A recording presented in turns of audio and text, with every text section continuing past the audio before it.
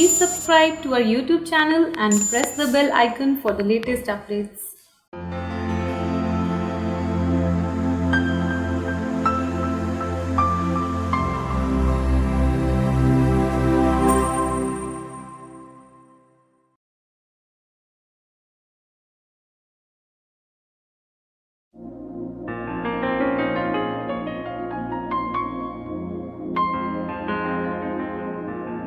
ਇਨਾਂ ਦੇ ਰਾਹ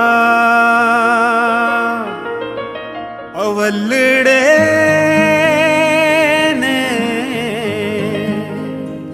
ਇਹ ਬੱਦਲ ਖਾਰੇ ਨੇ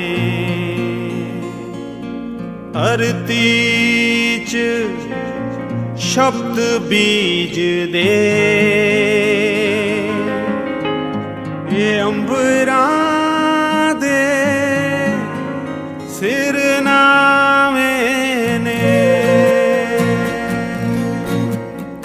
ਅੰਬਰਾਂ ਦੇ ਸਿਰਨਾਵੇਂ ਅੰਬਰਾਂ ਦੇ ਸਿਰਨਾਵੇਂ ਅੰਬਰਾਂ ਦੇ ਸਿਰਨਾਵੇਂ ਅੰਬਰਾਂ ਦੇ ਸਿਰਨਾਵੇਂ ਅੰਬਰਾਂ ਦੇ ਸਿਰਨਾਵੇਂ ਅੰਬਰਾਂ ਦੇ ਸਿਰਨਾਵੇਂ।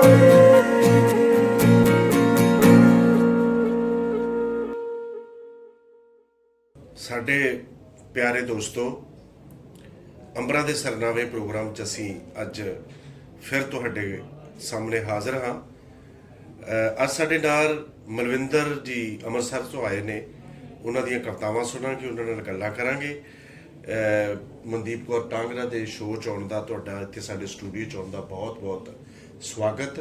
ਸਿੰਬਾ ਕੁਆਡ ਦਾ ਬਹੁਤ ਬਹੁਤ ਧੰਨਵਾਦ, ਮਨਦੀਪ ਦਾ ਬਹੁਤ ਬਹੁਤ ਧੰਨਵਾਦ ਕਿ ਤੁਸੀਂ ਮੈਨੂੰ ਇਸ ਯੋਗ ਸਮਝਿਆ ਔਰ ਇੱਥੇ ਬੁਲਾਇਆ ਔਰ ਮੇਰੇ ਨਾਲ ਗੱਲਬਾਤ ਕਰ ਰਹੇ ਹੋ। ਮੈਨੂੰ ਬੜਾ ਚੰਗਾ ਲੱਗ ਰਿਹਾ। ਮਨਵਿੰਦਰ ਜੀ, ਯੋਗ ਵਾਲੀ ਜਿਹੜੀ ਗੱਲ ਆ, ਸ਼ਾਇਰ ਤਾਂ ਸਾਰੇ ਯੋਗ ਨੇ। ਅੱਜ ਤੁਸੀਂ ਆਏ, ਕੱਲ ਸਾਡੇ ਹੋਰ ਦੋਸਤ ਆਉਣਗੇ। ਧੰਨ ਭਾਗ ਸਾਡੇ ਕਿ ਤੁਸੀਂ ਸਾਡੇ ਸੱਦੇ ਤੇ ਆਏ ਆ। ਦੋਸਤੋ, ਅੱਜ ਸਾਡੇ ਕੋਲ ਮਲਵਿੰਦਰ ਜੀ ਆਏ। ਮੈਂ ਪਹਿਲਾਂ ਹੀ ਸੂਚਨਾ ਦੇ ਚੁੱਕਾ। ਇਹਨਾਂ ਦੀਆਂ ਕਰੀਬ 11 ਕਿਤਾਬਾਂ ਆ ਚੁੱਕੀਆਂ ਨੇ, ਪੰਜਾਬੀ ਸਾਹਿਤ ਦੀ ਝੋਲੀ 'ਚ ਪਾ ਚੁੱਕੇ ਨੇ। ਗੈਰ ਹਾਜ਼ਰ ਪੈੜਾਂ ਦੀ ਕਥਾ, ਕਾਇਆ ਦੇ ਹਰਫ, ਬਿਨ ਸਰਲੇਖ, ਸਵਾਲ ਨਾ ਕਰ, ਸੁਪਨਿਆਂ ਦਾ ਪਿੱਛਾ ਕਰਦਿਆਂ, ਚੁੱਪ ਦੇ ਬਹਾਨੇ, ਇੱਕ ਇਹਨਾਂ ਨੇ ਹਾਇਕੂ ਸੰਗ੍ਰਹਿ ਲਿਖਿਆ ਹੈ, ਚਿੜੀਆਂ ਦਾ ਪਿੰਡ, ਬਾਲ ਕਵਿਤਾਵਾਂ ਲਿਖੀਆਂ ਨੇ ਇਹਨਾਂ ਨੇ, ਫੁੱਲ ਝੜੀ, ਇੱਕ ਜਿਹੜੀਆਂ 94 ਕਵਿਤਾਵਾਂ ਦਾ ਅਨੁਵਾਦ ਹਿੰਦੀ ਦੇ ਵਿੱਚ ਹੋਇਆ, ਤੇ ਆਲੋਚਨਾ ਦੀ ਇੱਕ ਇਹਨਾਂ ਦੇ ਖੋਜ ਕਾਰਜ ਹੋਇਆ। ਡਾਕਟਰ ਹੀਰਾ ਸਿੰਘ ਨੇ, ਸਾਡੇ ਜਿਹੜੇ ਬੜੇ ਖੂਬਸੂਰਤ ਹਸਤਾਖਰ ਨੇ, ਉਹਨਾਂ ਨੇ ਇੱਕ ਕਿਤਾਬ ਦੀ ਐਡਿਟ ਕੀਤੀ ਇਹਨਾਂ ਦੀ ਪੋਇਟਰੀ ਤੇ। ਆਪਾਂ ਮਲਵਿੰਦਰ ਜੀ ਸ਼ੁਰੂ ਕਰਦੇ ਹਾਂ ਗੱਲਬਾਤ। ਮੈਂ ਵੀ ਜਾਣਨਾ ਚਾਹਾਂਗਾ, ਸਾਡੇ ਦਰਸ਼ਕ ਵੀ ਜਾਣਨਾ ਚਾਹਣਗੇ ਕਿ ਤੁਹਾਡਾ ਜਿਹੜਾ ਪਿਛੋਕੜ ਹੈ, ਪਰਿਵਾਰ, ਉਹ ਕਿੱਥੋਂ ਦਾ ਵਾ। ਹੁਣ ਤਾਂ ਸਾਰੇ ਜਾਣਦੇ ਆ, ਮਤਲਬ ਪੂਰੇ ਵਿਸ਼ਵ ਵਿੱਚ, ਕਿ ਅੰਮ੍ਰਿਤਸਰ ਤੋਂ ਮਲਵਿੰਦਰ ਜੀ। ਆਪਣੇ ਪੁਰਾਣੇ ਪਰਿਵਾਰ ਬਾਰੇ, ਪਿਛੋਕੜ ਬਾਰੇ, ਬਚਪਨ ਬਾਰੇ, ਪੜ੍ਹਾਈ ਬਾਰੇ, ਤੇ ਆਪਣਾ ਲੈਕਚਰਾਰ ਦੇ ਕਿਤੇ ਤੱਕ ਜਿਹੜੀ ਗੱਲ ਆ, ਉਹ ਸਾਰਿਆਂ ਦੇ ਸਾਹਮਣੇ ਕਰੋ। ਵਿਸ਼ਾਲ, ਇਸ ਤਰ੍ਹਾਂ ਹੈ ਕਿ ਮੇਰਾ ਜਨਮ ਜਿਸ ਪਿੰਡ 'ਚ ਹੋਇਆ, ਆਪਾਂ ਉੱਥੇ ਹੀ ਨੇੜੇ ਬੈਠੇ ਹਾਂ। ਇੱਥੋਂ 1 ਕਿਲੋਮੀਟਰ ਹਟਵਾ ਛੱਜਰਵੱਡੀ ਪਿੰਡ ਹੈ ਮੇਰਾ, ਉੱਥੋਂ ਦਾ ਜਨਮ ਹੈ ਮੇਰਾ। ਤੇ ਉੱਥੇ ਛੱਜਰਵੱਡੀ ਪਿੰਡ ਦੀ ਜਿਹੜੀ ਖੂਬਸੂਰਤੀ ਕਹਿ ਲਓ ਜਾਂ ਵਡੱਤਣ ਕਹਿ ਲਓ, ਇਹ ਹੈ ਕਿ ਉੱਥੇ ਅੱਜ ਤੋਂ 107 ਸਾਲ 1914 ਦੇ ਵਿੱਚ ਉੱਥੇ ਸਕੂਲ ਖੁੱਲ੍ਹ ਗਿਆ ਸੀ। ਵਾਹ, 107 ਸਾਲ ਪੁਰਾਣਾ ਹੈ। ਜਿਨ੍ਹਾਂ ਵੇਲਿਆਂ 'ਚ ਮੈਂ ਉੱਥੇ ਪੜ੍ਹਦਾ ਸੀ ਸਕੂਲ ਦੇ ਵਿੱਚ, ਆਸੇ-ਪਾਸੇ ਦੇ 14-15 ਪਿੰਡਾਂ ਦੇ ਬੱਚੇ ਉੱਥੇ ਪੜ੍ਹਨ ਆਉਂਦੇ ਸੀ। ਹਾਂਜੀ ਹਾਂਜੀ। ਇੰਨਾ ਪੁਰਾਣਾ ਸਕੂਲ ਹੋਣ ਦਾ ਕਾਰਨ ਹੀ ਹੈ ਸ਼ਾਇਦ ਵੀ ਸਾਡੇ ਏਰੀਏ 'ਚ ਬਹੁਤ ਲੋਕ ਪੜ੍ਹੇ ਲਿਖੇ ਨੇ, ਪੁਰਾਣੇ, ਬੜੀਆਂ ਚੰਗੀਆਂ ਪੋਸਟਾਂ ਤੋਂ ਰਿਟਾਇਰ ਹੋਏ ਨੇ। ਉਹੀ ਉਹਨਾਂ ਨੂੰ ਪੜ੍ਹਨ ਲਈ ਕਿਤੇ ਦੂਰ ਦਰਾਡੇ ਨਹੀਂ ਸੀ ਜਾਣਾ ਪਿਆ, ਜਾਂ ਬਹੁਤ ਸਾਰੇ ਲੋਕ ਉਦੋਂ ਇਸ ਕਰਕੇ ਨਹੀਂ ਪੜ੍ਹ ਸਕੇ ਕਿ ਨੇੜੇ ਤੇੜੇ ਕੋਈ ਸਕੂਲ ਦੀ ਸਹੂਲਤ ਨਹੀਂ ਸੀ ਹੁੰਦੀ। ਇਹ ਇਸ ਇਲਾਕੇ ਦਾ ਇੱਕ ਮਾਣ ਹੈ ਸਾਡਾ ਪਿੰਡ, ਜਿਨ੍ਹਾਂ ਕੋਲ ਇਹ ਸਹੂਲਤ ਸੀ, ਇਹ ਸਕੂਲ ਸੀ। ਤੇ ਉਹਦੇ ਨਾਲ ਫਿਰ ਇਹ ਹੋਇਆ ਵੀ ਜਿਹੜਾ ਪਿੰਡ ਦੇ ਕੁਝ ਸਾਡੇ ਵੇਲਿਆਂ ਤੱਕ ਵੀ IAS ਆਫੀਸਰ ਤੱਕ ਵੀ ਬਣੇ, ਸਪੋਰਟਸ ਦੇ ਵਿੱਚ 올림픽 ਤੱਕ ਵੀ ਗਏ, ਏਸ਼ੀਅਨ ਗੇਮ ਤੱਕ ਗਏ ਔਰ ਹੋਰ ਬਹੁਤ ਸਾਰੇ ਖਿੱਤਿਆਂ ਦੇ ਵਿੱਚ ਉਹਨਾਂ ਨੇ ਮੱਲਾਂ ਮਾਰੀਆਂ। ਔਰ ਮੈਨੂੰ ਲੱਗਦਾ ਕਿ ਉਹਦੇ ਪਿੱਛੇ ਇਹ ਇੱਕ ਬਹੁਤ ਵੱਡਾ ਸੀ ਇਸ ਪਿੰਡ ਵਿੱਚ ਸਕੂਲ ਸੀ। ਉਦੋਂ ਇਸ ਇਲਾਕੇ ਦੇ ਵਿੱਚ 3 ਸਕੂਲ ਸਨ, ਇੱਕ ਸ਼ਜਰਵੜੀ ਪਿੰਡ ਦੇ ਵਿੱਚ, ਇੱਕ ਜੰਡਿਆਲਾ ਗੁਰੂ ਦੇ ਵਿੱਚ ਔਰ ਤੀਜਾ ਬਾਬਾ ਕੋਲਾ ਸਾਹਿਬ ਦੇ। ਤੇ ਉਹ ਦੂਰ ਦਰਾਡੇ ਦੇ ਪਿੰਡਾਂ ਦੇ ਲੋਕਾਂ ਨੂੰ ਉੱਥੇ ਹੀ ਪੜ੍ਹਨ ਜਾਣਾ ਪੈਂਦਾ ਹੈ। ਮੈਂ ਵੀ ਉਸੇ ਹੀ ਸਕੂਲ ਤੋਂ ਪੜ੍ਹਿਆ, 10ਵੀਂ ਉੱਥੋਂ ਕੀਤੀ। ਅੱਗੋਂ ਫਿਰ ਡੀਏਵੀ ਕਾਲਜ ਅੰਮ੍ਰਿਤਸਰ ਚਲਾ ਗਿਆ, ਜਿੱਥੋਂ BSc ਕੀਤੀ ਮੈਂ। ਤੇ ਜਦੋਂ ਮੈਂ ਐਜੂਕੇਸ਼ਨ ਡਿਪਾਰਟਮੈਂਟ 'ਚ ਆਇਆ ਸਾਇੰਸ ਮਾਸਟਰ, ਤੇ ਕੋਈ 25 ਸਾਲ ਨੌਕਰੀ ਕੀਤੀ ਮੈਂ। ਫਿਰ ਮੇਰੀ ਪ੍ਰਮੋਸ਼ਨ ਹੋ ਗਈ ਐਜ ਪੰਜਾਬੀ ਲੈਕਚਰਰ। ਤੇ ਉਦੋਂ ਮੈਂ ਵਾਪਸ ਫਿਰ ਇਸੇ ਸਕੂਲ 'ਚ ਆ ਗਿਆ ਸ਼ਜਰਵੜੀ ਵਾਲੇ 'ਚ। ਠੀਕ। ਤੇ ਮੇਰੇ ਲਈ ਮਾਣ ਵਾਲੀ ਗੱਲ ਹੈ ਕਿ ਮੈਂ ਸੇਵਾ ਮੁਕਤ ਵੀ ਉਸੇ ਸਕੂਲ ਤੋਂ ਹੋਇਆ ਜਿੱਥੇ ਮੈਂ ਪੜ੍ਹਿਆ ਸੀ, ਸ਼ਜਰਵੜੀ ਵਾਲੇ ਸਕੂਲ। ਬਹੁਤ ਖੂਬਸੂਰਤ ਵਾਲੀ ਗੱਲ ਹੈ ਕਿ ਜਿੱਥੇ ਤੁਸੀਂ ਪੜ੍ਹੇ ਤੇ ਸੇਵਾ ਮੁਕਤ ਵੀ ਉੱਥੋਂ ਹੋਏ। ਬਹੁਤ ਘੱਟ ਲੋਕਾਂ ਦੇ ਹਿੱਸੇ ਇਹ ਆਉਂਦਾ। ਤੇ ਮੇਰਾ ਖਿਆਲ ਸਾਡੇ ਇਕਬਾਲ ਕੌਰ ਸੌਂਦ ਹੋਣੀ ਵੀ ਕਦੀ ਕਦੀ ਜ਼ਿਕਰ ਕਰਦੇ ਆ, ਕੋਈ ਇੱਥੇ ਕੋਈ ਮਤਲਬ ਗਦਰੀ ਯੋਧੇ ਬਾਬਾ ਕੁਛ। ਇਕਬਾਲ ਕੌਰ ਹੋਰਾਂ ਦਾ ਜ਼ਿਕਰ ਤੁਸੀਂ ਕੀਤਾ, ਤੇ ਉਹਨਾਂ ਦੇ ਪਿਤਾ ਜੀ ਜਿਹੜੇ ਸੀ ਆਪਣਾ ਸ਼ਹੀਦ ਗਹਿਲ ਸਿੰਘ, ਉਹਨਾਂ ਦੇ ਫਾਦਰ ਸਨ, ਜਿਹੜੇ ਉਦੋਂ ਬੜੇ ਸਰਗਰਮ ਸਨ ਰਾਜਨੀਤੀ ਦੇ ਵਿੱਚ। ਤੇ ਬਹੁਤ ਸਾਰੀ ਜਾਇਦਾਦ ਹੋਣ ਦੇ ਬਾਵਜੂਦ, ਬਹੁਤ ਸਾਰੀ ਜ਼ਮੀਨ ਹੋਣ ਦੇ ਬਾਵਜੂਦ, ਉਹ ਆਦਮੀ ਸਾਈਕਲ ਦੇ ਉੱਪਰ ਸਾਰੀ ਉਮਰ ਉਹਨੇ ਸਫ਼ਰ ਕੀਤਾ ਔਰ ਲੋਕਾਂ ਨੂੰ ਜਾਗਰੂਕ ਕੀਤਾ। ਤੇ ਜਿਹੜੀਆਂ ਦੇਸ਼ ਵਿਰੋਧੀ ਤਾਕਤਾਂ ਸੀ ਕਹਿ ਲੋ, ਉਹਨਾਂ ਦੇ ਨਾਲ ਉਹਨਾਂ ਨੇ ਦਸਤਪੰਜਾ ਲਿਆ। ਔਰ ਸਭ ਤੋਂ ਵੱਡੀ ਜਿਹੜੀ ਉਹਦੀ ਕੁਰਬਾਨੀ ਸੀ ਉਹ ਇਹ ਸੀ ਕਿ ਜਦੋਂ ਵੰਡ ਹੋਈ ਦੇਸ਼ ਦੀ, ਤੇ ਜਿਹੜੇ ਮੁਸਲਮਾਨ ਇਹ ਸਾਡੇ ਪਿੰਡ ਚੋਂ ਜਾਂ ਆਸ-ਪਾਸ ਦੇ ਪਿੰਡਾਂ ਨੂੰ ਉੱਠ ਕੇ ਗਏ ਨੇ, ਉਹਨਾਂ ਨੂੰ ਕੈਂਪਾਂ ਤੱਕ ਪਹੁੰਚਾਉਣ 'ਚ ਮਦਦ ਕੀਤੀ, ਨਾਲ ਗਏ। ਔਰ ਇਹ ਉਹਨਾਂ ਦੀ ਕੀਤੀ ਹੋਈ ਮਦਦ ਜਿਹੜੀ ਸੀ ਨਾ, ਉਹ ਇਹਨਾਂ ਪਾਰਟੀਆਂ ਦੇ ਦੂਜੀ ਧਿਰਾਂ ਜਿਹੜੀਆਂ ਸੀ ਉਹਨਾਂ ਦੀ ਅੱਖ 'ਚ ਰੜਕਦੀ ਰਹੀ। ਤੇ ਇਹੀ ਕਾਰਨ ਬਣਿਆ ਉਹਨਾਂ ਦੀ ਸ਼ਹਾਦਤ ਦਾ। ਉਹ ਸ਼ਹੀਦ ਕਰ ਦਿੱਤਾ ਗਿਆ ਉਹਨਾਂ ਨੂੰ ਕਿਸ ਤਰ੍ਹਾਂ ਵੀ ਕਰਕੇ, ਤੇ ਉਹਨਾਂ ਦੀ ਲਾਸ਼ ਵੀ ਨਹੀਂ ਸੀ ਮਿਲੀ। ਉਹ ਇਕਬਾਲ ਕੌਰ ਹੋਰਾਂ ਦੇ ਪਿਤਾ ਜੀ ਸਨ। ਤੇ ਉਹ ਸਾਡੇ ਪਿੰਡ ਦੇ ਕੁਝ ਨੌਜਵਾਨ ਲੜਕੇ ਜਾਂ ਆਸੋਂ ਪਾਸੋਂ ਵੀ ਪਿੰਡਾਂ ਦੇ ਲੜਕੇ ਰਲ ਕੇ ਪਿਛਲੇ 20 ਸਾਲਾਂ ਤੋਂ ਉੱਥੇ ਸ਼ਹੀਦ ਗਹਿਲ ਸਿੰਘ ਯਾਦਗਾਰੀ ਮੇਲਾ ਕਰਵਾਉਂਦੇ ਨੇ। ਉਸ ਮੇਲੇ ਦੇ ਵਿੱਚ ਵਿਦਿਅਕ ਮੁਕਾਬਲੇ ਹੁੰਦੇ ਵਿਦਿਆਰਥੀਆਂ। ਉੱਥੇ ਕੋਈ ਪਕੌੜੇ ਨਹੀਂ ਨਿਕਲਦੇ, ਕੋਈ ਜਲੇਬੀਆਂ ਨਹੀਂ ਨਿਕਲਦੀਆਂ। ਉੱਥੇ ਇਸ ਤਰ੍ਹਾਂ ਦੇ ਮੁਕਾਬਲੇ ਕਰਵਾਏ ਜਾਂਦੇ ਨੇ ਬੱਚਿਆਂ ਦੇ, ਕਵਿਤਾ ਉਚਾਰਨ ਮੁਕਾਬਲੇ, ਭਾਸ਼ਣ ਮੁਕਾਬਲੇ, ਉਹ ਪੇਂਟਿੰਗ ਦੇ ਮੁਕਾਬਲੇ, ਇਸ ਤਰ੍ਹਾਂ ਦੇ ਹੋਰ। ਉਹ ਬੜੀ ਸਿਹਤਮੰਦ ਪਿਰਤ ਉਹਨਾਂ ਨੌਜਵਾਨ ਲੜਕਿਆਂ ਨੇ ਪਾਈ ਗਿਆ ਔਰ 20 ਸਾਲ ਤੋਂ ਲਗਾਤਾਰ ਉਹ ਇਹਨੂੰ ਨਿਭਾ ਰਹੇ। ਮਨਵਿੰਦਰ ਜੀ ਬੜੀ ਭੇਦ ਭਰੀ ਗੱਲ ਦੱਸੀ, ਜਾਣਕਾਰੀ ਵਾਲੀ ਗੱਲ ਦੱਸੀ। ਉਸੇ ਜ਼ਰਗੇਸ ਮਿੱਟੀ ਦੇ ਵਿੱਚ ਤੁਸੀਂ ਪੜ੍ਹੇ ਲਿਖੇ। ਤੁਸੀਂ ਜਿਹੜਾ ਕਵਿਤਾ ਵੱਲ ਆਉਣਾ, ਹੁਣ ਜਦੋਂ ਕਿ ਤੁਹਾਡੀਆਂ 11 ਕਿਤਾਬਾਂ ਵੀ ਆ ਚੁੱਕੀਆਂ, ਦੇਸ਼ਾਂ ਵਿਦੇਸ਼ਾਂ 'ਚ ਤੁਹਾਡਾ ਨਾਮ ਆ, ਭਾਰਤ ਦੇ ਸਾਰੇ ਮੈਗਜ਼ੀਨਾਂ 'ਚ ਤੁਹਾਡੀਆਂ ਕਵਿਤਾ ਜਿਹੜੀਆਂ ਪ੍ਰਕਾਸ਼ਿਤ ਹੁੰਦੀਆਂ, ਉਹ ਕਵਿਤਾ ਵੱਲ ਕਿਵੇਂ ਆਏ ਤੁਸੀਂ? ਹਰ ਇੱਕ ਦਾ ਕਵਿਤਾ ਵੱਲ ਆਉਣ ਦਾ ਸਬਬ ਵੱਖਰਾ ਵੱਖਰਾ ਹੈ। ਉਹ ਆਪਣਾ ਦੱਸਦੇ ਨੇ ਵੀ ਪਹਿਲੀ ਵਾਰ ਮੈਂ ਕਦੋਂ ਕਵਿਤਾ ਲਿਖੀ, ਕਿਉਂ ਲਿਖੀ, ਕਿਵੇਂ ਲਿਖੀ। ਬਹੁਤ ਸਾਰਿਆਂ ਦਾ ਇਹ ਕਹਿਣਾ ਹੈ ਕਿ ਮੈਂ ਬਹੁਤ ਛੋਟੀ ਉਮਰ ਦੇ ਵਿੱਚ ਸਕੂਲ ਪੜ੍ਹਦੇ ਆ ਜਾਂ ਛੋਟੀਆਂ ਜਮਾਤਾਂ 'ਚ ਪੜ੍ਹਦੇ ਆ ਮੈਂ ਕਵਿਤਾ ਵੱਲ ਆ ਗਿਆ ਸੀ। ਪਰ ਮੇਰੇ ਨਾਲ ਇੰਜ ਨਹੀਂ ਹੋਇਆ। ਮੈਂ ਤਾਂ 10ਵੀਂ ਕਰਨ ਤੋਂ ਬਾਅਦ BSc ਕਰਕੇ B.Ed ਕਰਨ ਲੱਗ ਗਿਆ ਜਲੰਧਰ MGN ਕਾਲਜ ਦੇ ਵਿੱਚ। ਤੇ ਇੱਕ ਜਿਹੜਾ ਸਬਬ ਮੇਰਾ ਬਣਿਆ, ਹਰ ਇੱਕ ਦਾ ਅਲੱਗ-ਅਲੱਗ ਬਣਦਾ ਹੋਊਗਾ, ਕਿਉਂਕਿ ਮੈਨੂੰ ਇੰਜ ਲੱਗਦਾ ਹੈ ਕਿ ਜਦੋਂ ਅਸੀਂ ਬਚਪਨ ਜਿਹੜਾ ਹੈ ਉਹ ਮੇਰੀ ਪੀੜ੍ਹੀ ਨੇ ਜਾਂ ਆਪਣੀ ਪੀੜ੍ਹੀ ਨੇ ਤੰਗੀਆਂ ਤੁਰਸ਼ੀਆਂ 'ਚ ਗੁਜ਼ਾਰਿਆ ਹੈ। ਪੈਸਾ ਨਹੀਂ ਸੀ ਹੁੰਦਾ, ਮਿਹਨਤ ਕਰਨੀ ਪੈਂਦੀ ਸੀ, ਸੰਘਰਸ਼ ਕਰਨਾ ਪੈਂਦਾ ਸੀ। ਤੇ ਉਸ ਤਰ੍ਹਾਂ ਦੇ ਹਾਲਾਤ ਤੋਂ ਅਸੀਂ ਲੰਘੇ, ਬਚਪਨ ਬੀਤਿਆ ਸਾਡਾ। ਤੇ ਅਸੀਂ ਜਿਹੋ ਜਿਹੀ ਜ਼ਿੰਦਗੀ ਜੀਂਦੇ ਨਾ, ਅਸੀਂ ਬੜੀ ਹੀਣਤਾ ਮਹਿਸੂਸ ਕਰਦੇ ਹਾਂ ਸਮਾਜ ਵਿੱਚ। ਤਾਂ ਅਸੀਂ ਉਹ ਦੁਬਕੇ ਜੇ ਰਹਿੰਦੇ ਹੈਗੇ। ਉਹ ਜਿਹੜਾ ਹੀਣ ਭਾਵ ਸਾਡੇ ਅੰਦਰ ਬੈਠੇ ਹੁੰਦੇ ਆ, ਉਹ ਵੱਡੇ ਹੋ ਕੇ ਜਦੋਂ ਅਸੀਂ ਸ਼ਬਦ ਦੇ ਲੜ ਲੱਗਦੇ ਆ, ਕਵਿਤਾ ਦੇ ਲੜ ਲੱਗਦੇ ਆ, ਉਹ ਸਾਡਾ ਮਾਣ ਬਣਦੇ ਨੇ, ਸਾਡੀ ਕਵਿਤਾ ਬਣਦੀ। ਤੋ ਮੈਂ ਜਦੋਂ B.Ed ਕਰ ਰਿਹਾ ਸੀ, ਉਦੋਂ ਮੇਰੀ 22 ਸਾਲ ਦੀ ਉਮਰ ਹੋਏਗੀ। ਉਦੋਂ ਪ੍ਰੋਫੈਸਰ ਕੁਲਬੀਰ ਸਿੰਘ ਦਾ ਜ਼ਿਕਰ ਕਰੀਏ ਤੇ ਮੇਰੇ ਖਿਆਲ ਤੁਸੀਂ ਜਾਣਦੇ ਹੀ ਹੋ, ਮੀਡੀਆ ਲੋਕ ਮੇਰੇ ਵੀ ਦੋਸਤ, ਮੇਰੇ ਉਹ ਬਚਪਨ ਦੇ ਮਿੱਤਰ ਸਨ। ਅਸੀਂ ਇਕੱਠੇ ਸ਼ਜਰਵੜੀ ਸਕੂਲ 'ਚ ਪੜ੍ਹੇ ਸਾਂ। ਉਹਨਾਂ ਦਾ ਚਿੱਠੀ ਪੱਤਰ ਹੁੰਦਾ ਰਹਿੰਦਾ ਸੀ, ਮਿਲਦੇ ਰਹਿੰਦੇ ਸਾਂ। ਉਹਨਾਂ ਨੂੰ ਮੈਂ B.Ed ਕਰਦਿਆਂ ਚਿੱਠੀ ਲਿਖੀ ਵੀ ਆਪਣੀਆਂ ਕੋਈ ਕਵਿਤਾਵਾਂ ਭੇਜੋ। ਉਹਨਾਂ ਕਵਿਤਾਵਾਂ ਭੇਜ ਦਿੱਤੀਆਂ, ਪਰ ਨਾਲ ਉਹਨਾਂ ਨੇ ਕਿਹਾ ਕਿ ਜੇ ਤੂੰ ਆਪਣੇ ਕਾਲਜ ਮੈਗਜ਼ੀਨ 'ਚ ਛਪਾਉਣੀਆਂ ਨਾ ਤੇ ਆਪ ਲਿਖ। ਉਹ ਆਪ ਲਿਖ ਵਾਲੀ ਗੱਲ ਕਿਤੇ ਅੰਦਰ ਨਾ ਮੇਰੇ ਉਹ ਸਟ੍ਰਾਈਕ ਕਰ ਗਈ ਵੀ ਮੈਂ ਵੀ ਲਿਖ ਸਕਦਾ ਕਵਿਤਾ। ਔਰ ਫਿਰ ਮੈਂ ਸ਼ੁਰੂ ਹੋ ਗਿਆ ਜੋ ਵੀ ਹੈ ਜਿਹੋ ਜੀ ਜ਼ਿੰਦਗੀ ਉਹ ਜੀ ਰਹੇ ਸਾਂ, ਜਿਸ ਤਰ੍ਹਾਂ ਦੇ ਆਸੇ-ਪਾਸੇ ਰਿਸ਼ਤੇ ਸੀ, ਸਾਂਝਾਂ ਸੀ, ਨੇੜਤਾਵਾਂ ਸੀ, ਉਹਨਾਂ ਨੂੰ ਕਵਿਤਾ ਬਣਾਉਣਾ ਸ਼ੁਰੂ ਕਰ ਦਿੱਤਾ। ਫਿਰ ਹੌਲੀ-ਹੌਲੀ ਹੋਰ ਕਵਿਤਾਵਾਂ ਲਿਖੀਆਂ ਤੇ ਉਹਨੇ ਇੱਕ ਮੈਗਜ਼ੀਨ ਦਾ ਦੱਸਿਆ ਐਡਰੈਸ, ਉਹਨਾਂ ਨੂੰ ਕਵਿਤਾ ਭੇਜ। ਉਹ ਜੈ ਕੰਬੋਜ ਕਰਕੇ ਮੈਗਜ਼ੀਨ ਸ਼ਬਦਾਂ ਦਾ ਹੀ ਗੁਰੂ ਹਰਸਾਏ ਤੋਂ ਉਧਰੋਂ ਕਿਤੇ ਉਹ ਮੈਂ ਭੇਜੀ ਕਵਿਤਾ ਤੇ ਉਹ ਛਪ ਗਈ। ਤੇ ਜਦੋਂ ਪਹਿਲੀ ਵਾਰ ਕਿਸੇ ਕਵੀ ਦੀ ਕਵਿਤਾ ਛਪਦੀ ਹੈ ਉਹਦੀ ਮਾਨਸਿਕ ਸਥਿਤੀ ਕਿਹੋ ਜੀ ਹੁੰਦੀ ਹੈ, ਜੇ ਉਹਦਾ ਚਾਅ ਕਿੰਨਾ ਕੁ ਹੁੰਦਾ ਉਹਨੂੰ ਵੀ ਸਾਂਭਿਆ ਨਹੀਂ ਜਾਂਦਾ, ਉਹ ਹਾਲ ਮੇਰਾ ਹੋਇਆ ਤੇ ਇਸ ਤਰ੍ਹਾਂ ਮੈਂ ਕਵਿਤਾ ਵੱਲ ਆਇਆ। ਅੱਛਾ, ਇਹ ਤੁਸੀਂ ਮਲਵਿੰਦਰ ਜੀ ਜੇ ਸਾਡੇ ਅੰਬਰਾਂ ਦੇ ਸਰਨਾ ਵਿੱਚ ਬਹੁਤ ਸਾਰੇ ਸਾਡੇ ਸ਼ਾਇਰ ਦੋਸਤ ਆ ਚੁੱਕੇ ਆ, ਇੱਕ ਮੇਰਾ ਸਵਾਲ ਵੀ ਇਹ ਜ਼ਰੂਰੀ ਜਿਹਾ ਬਣ ਗਿਆ, ਜਾਂ ਜੋ ਸ਼ਾਇਰ ਨਾਲ ਗੱਲ ਕਰਨੀ ਬੜੀ ਜ਼ਰੂਰੀ ਜੀ ਹੁੰਦੀ ਆ, ਇਹ ਮਤਲਬ ਜਿਹੜਾ ਕਵੀ ਹੈ ਨਾ, ਕਵਿਤਾ ਉਹਦੇ ਕੋਲੋਂ ਮਤਲਬ ਕੀ ਚਾਹੁੰਦੀ ਆ, ਕਵੀ ਦਾ ਕਵਿਤਾ ਨਾਲ ਜਿਹੜਾ ਵਾ ਕਿਹੋ ਜਿਹਾ ਸਰੋਕਾਰ ਚਾਹੀਦਾ, ਕਿਹੋ ਜਿਹਾ ਰਿਸ਼ਤਾ ਚਾਹੀਦਾ, ਕਿਹੋ ਜਿਹੀਆਂ ਫੀਲਿੰਗ ਚਾਹੀਦੀਆਂ, ਤੇ ਕਵੀ ਨੂੰ ਕਵਿਤਾ ਨੂੰ ਲੈਣਾ ਕਿੱਦਾਂ ਚਾਹੀਦਾ।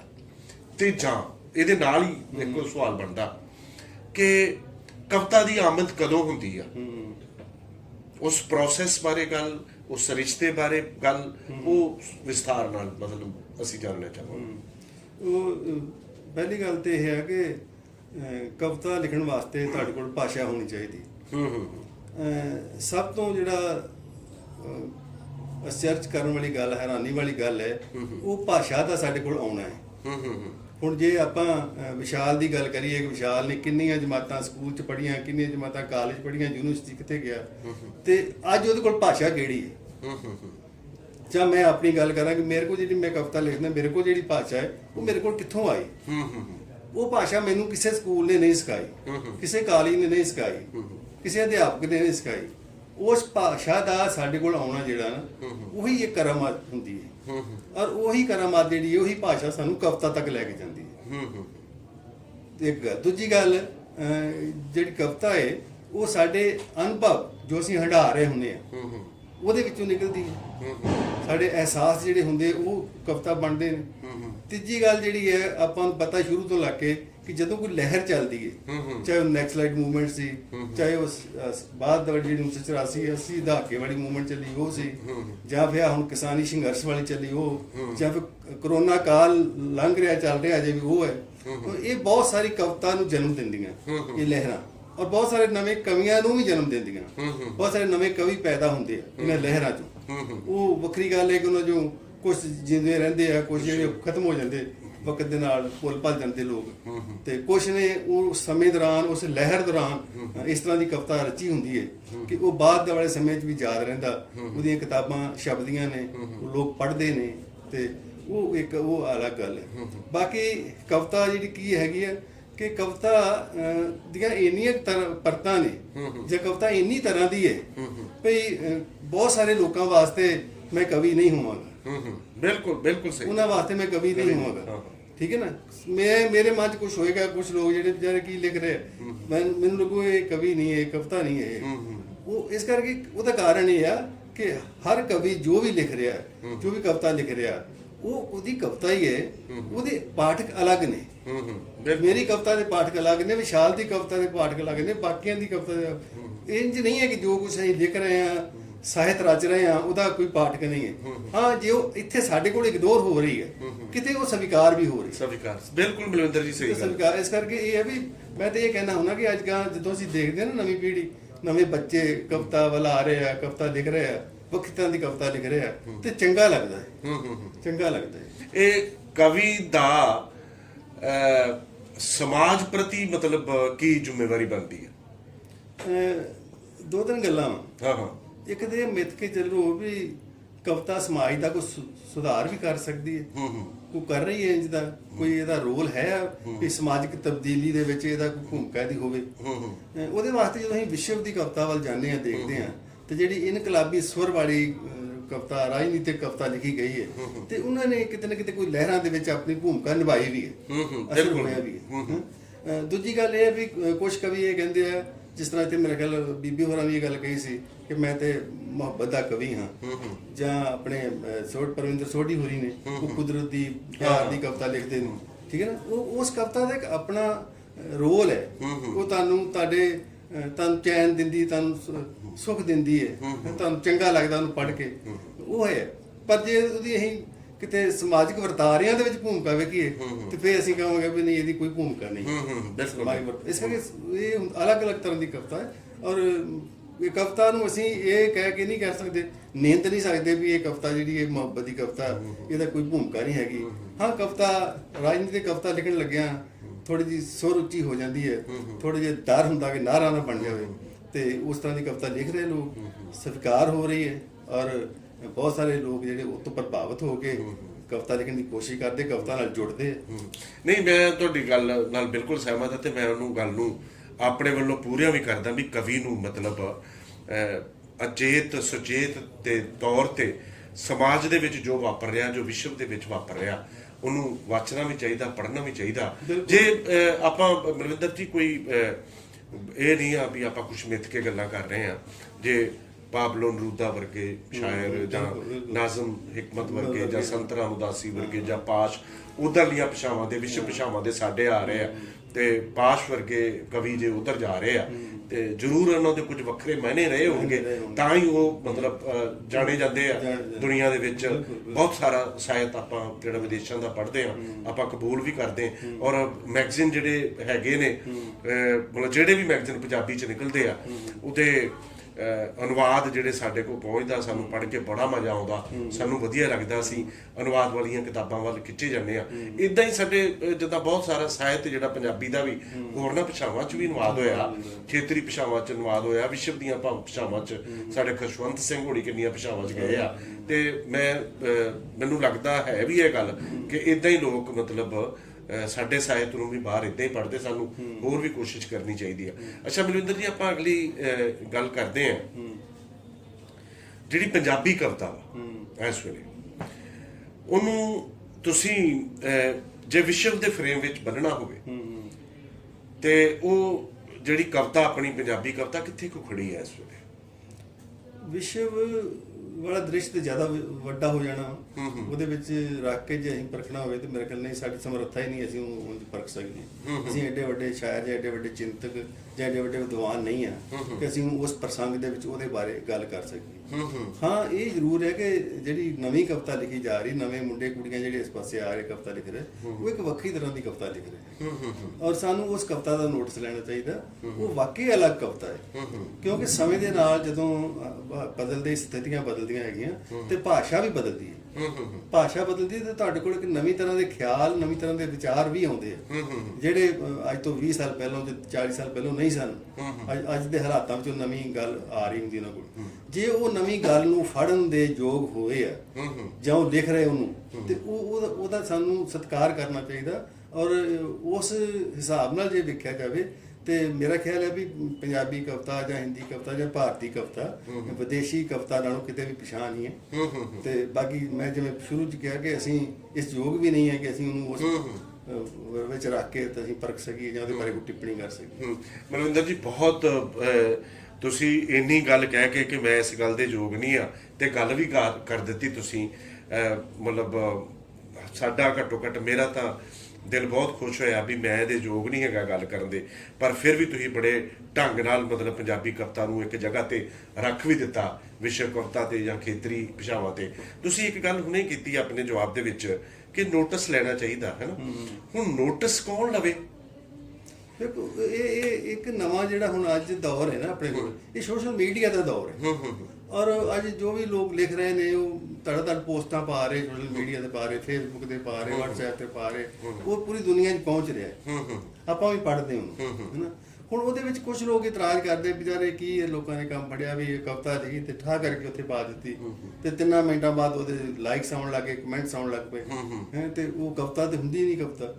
ਹਾਂ, ਉਹ ਦੇਖੋ, ਕੋਈ ਵੀ ਨਵੀਂ ਜਦੋਂ ਸਹੂਲਤ ਸਾਡੇ ਕੋਲ ਆਉਂਦੀ ਹੈ ਨਾ, ਟੈਕਨੋਲੋਜੀ ਨਵੀਂ ਜੀ ਆਈ ਸਾਡੇ ਕੋਲ, ਤੇ ਉਹਦੇ ਦੋਵੇਂ ਪੱਖ ਹੁੰਦੇ ਆ। ਉਹਦੇ ਚੰਗੇ ਪੱਖ ਵੀ ਹੁੰਦੇ, ਉਹਦੇ ਮਾੜੇ ਪੱਖ ਵੀ ਹੁੰਦੇ। ਅਸੀਂ ਇੱਕ ਵਹਿਣ 'ਚ ਬਹਿ ਕੇ ਲੱਗ ਪੈਂਦੇ ਆ। ਅਸੀਂ ਇਹ ਨਹੀਂ ਸੋਚਦੇ ਵੀ ਯਾਰ ਹਰ ਰੋਜ਼ 5-7 ਪੋਸਟਾਂ ਪਾਉਣੀਆਂ ਜ਼ਰੂਰੀ ਨਹੀਂ ਹੁੰਦੀਆਂ, ਹਰ ਰੋਜ਼ 5-7 ਕਵਿਤਾਵਾਂ ਪਾਉਣੀਆਂ ਜ਼ਰੂਰੀ ਨਹੀਂ ਹੁੰਦੀਆਂ ਉੱਤੇ।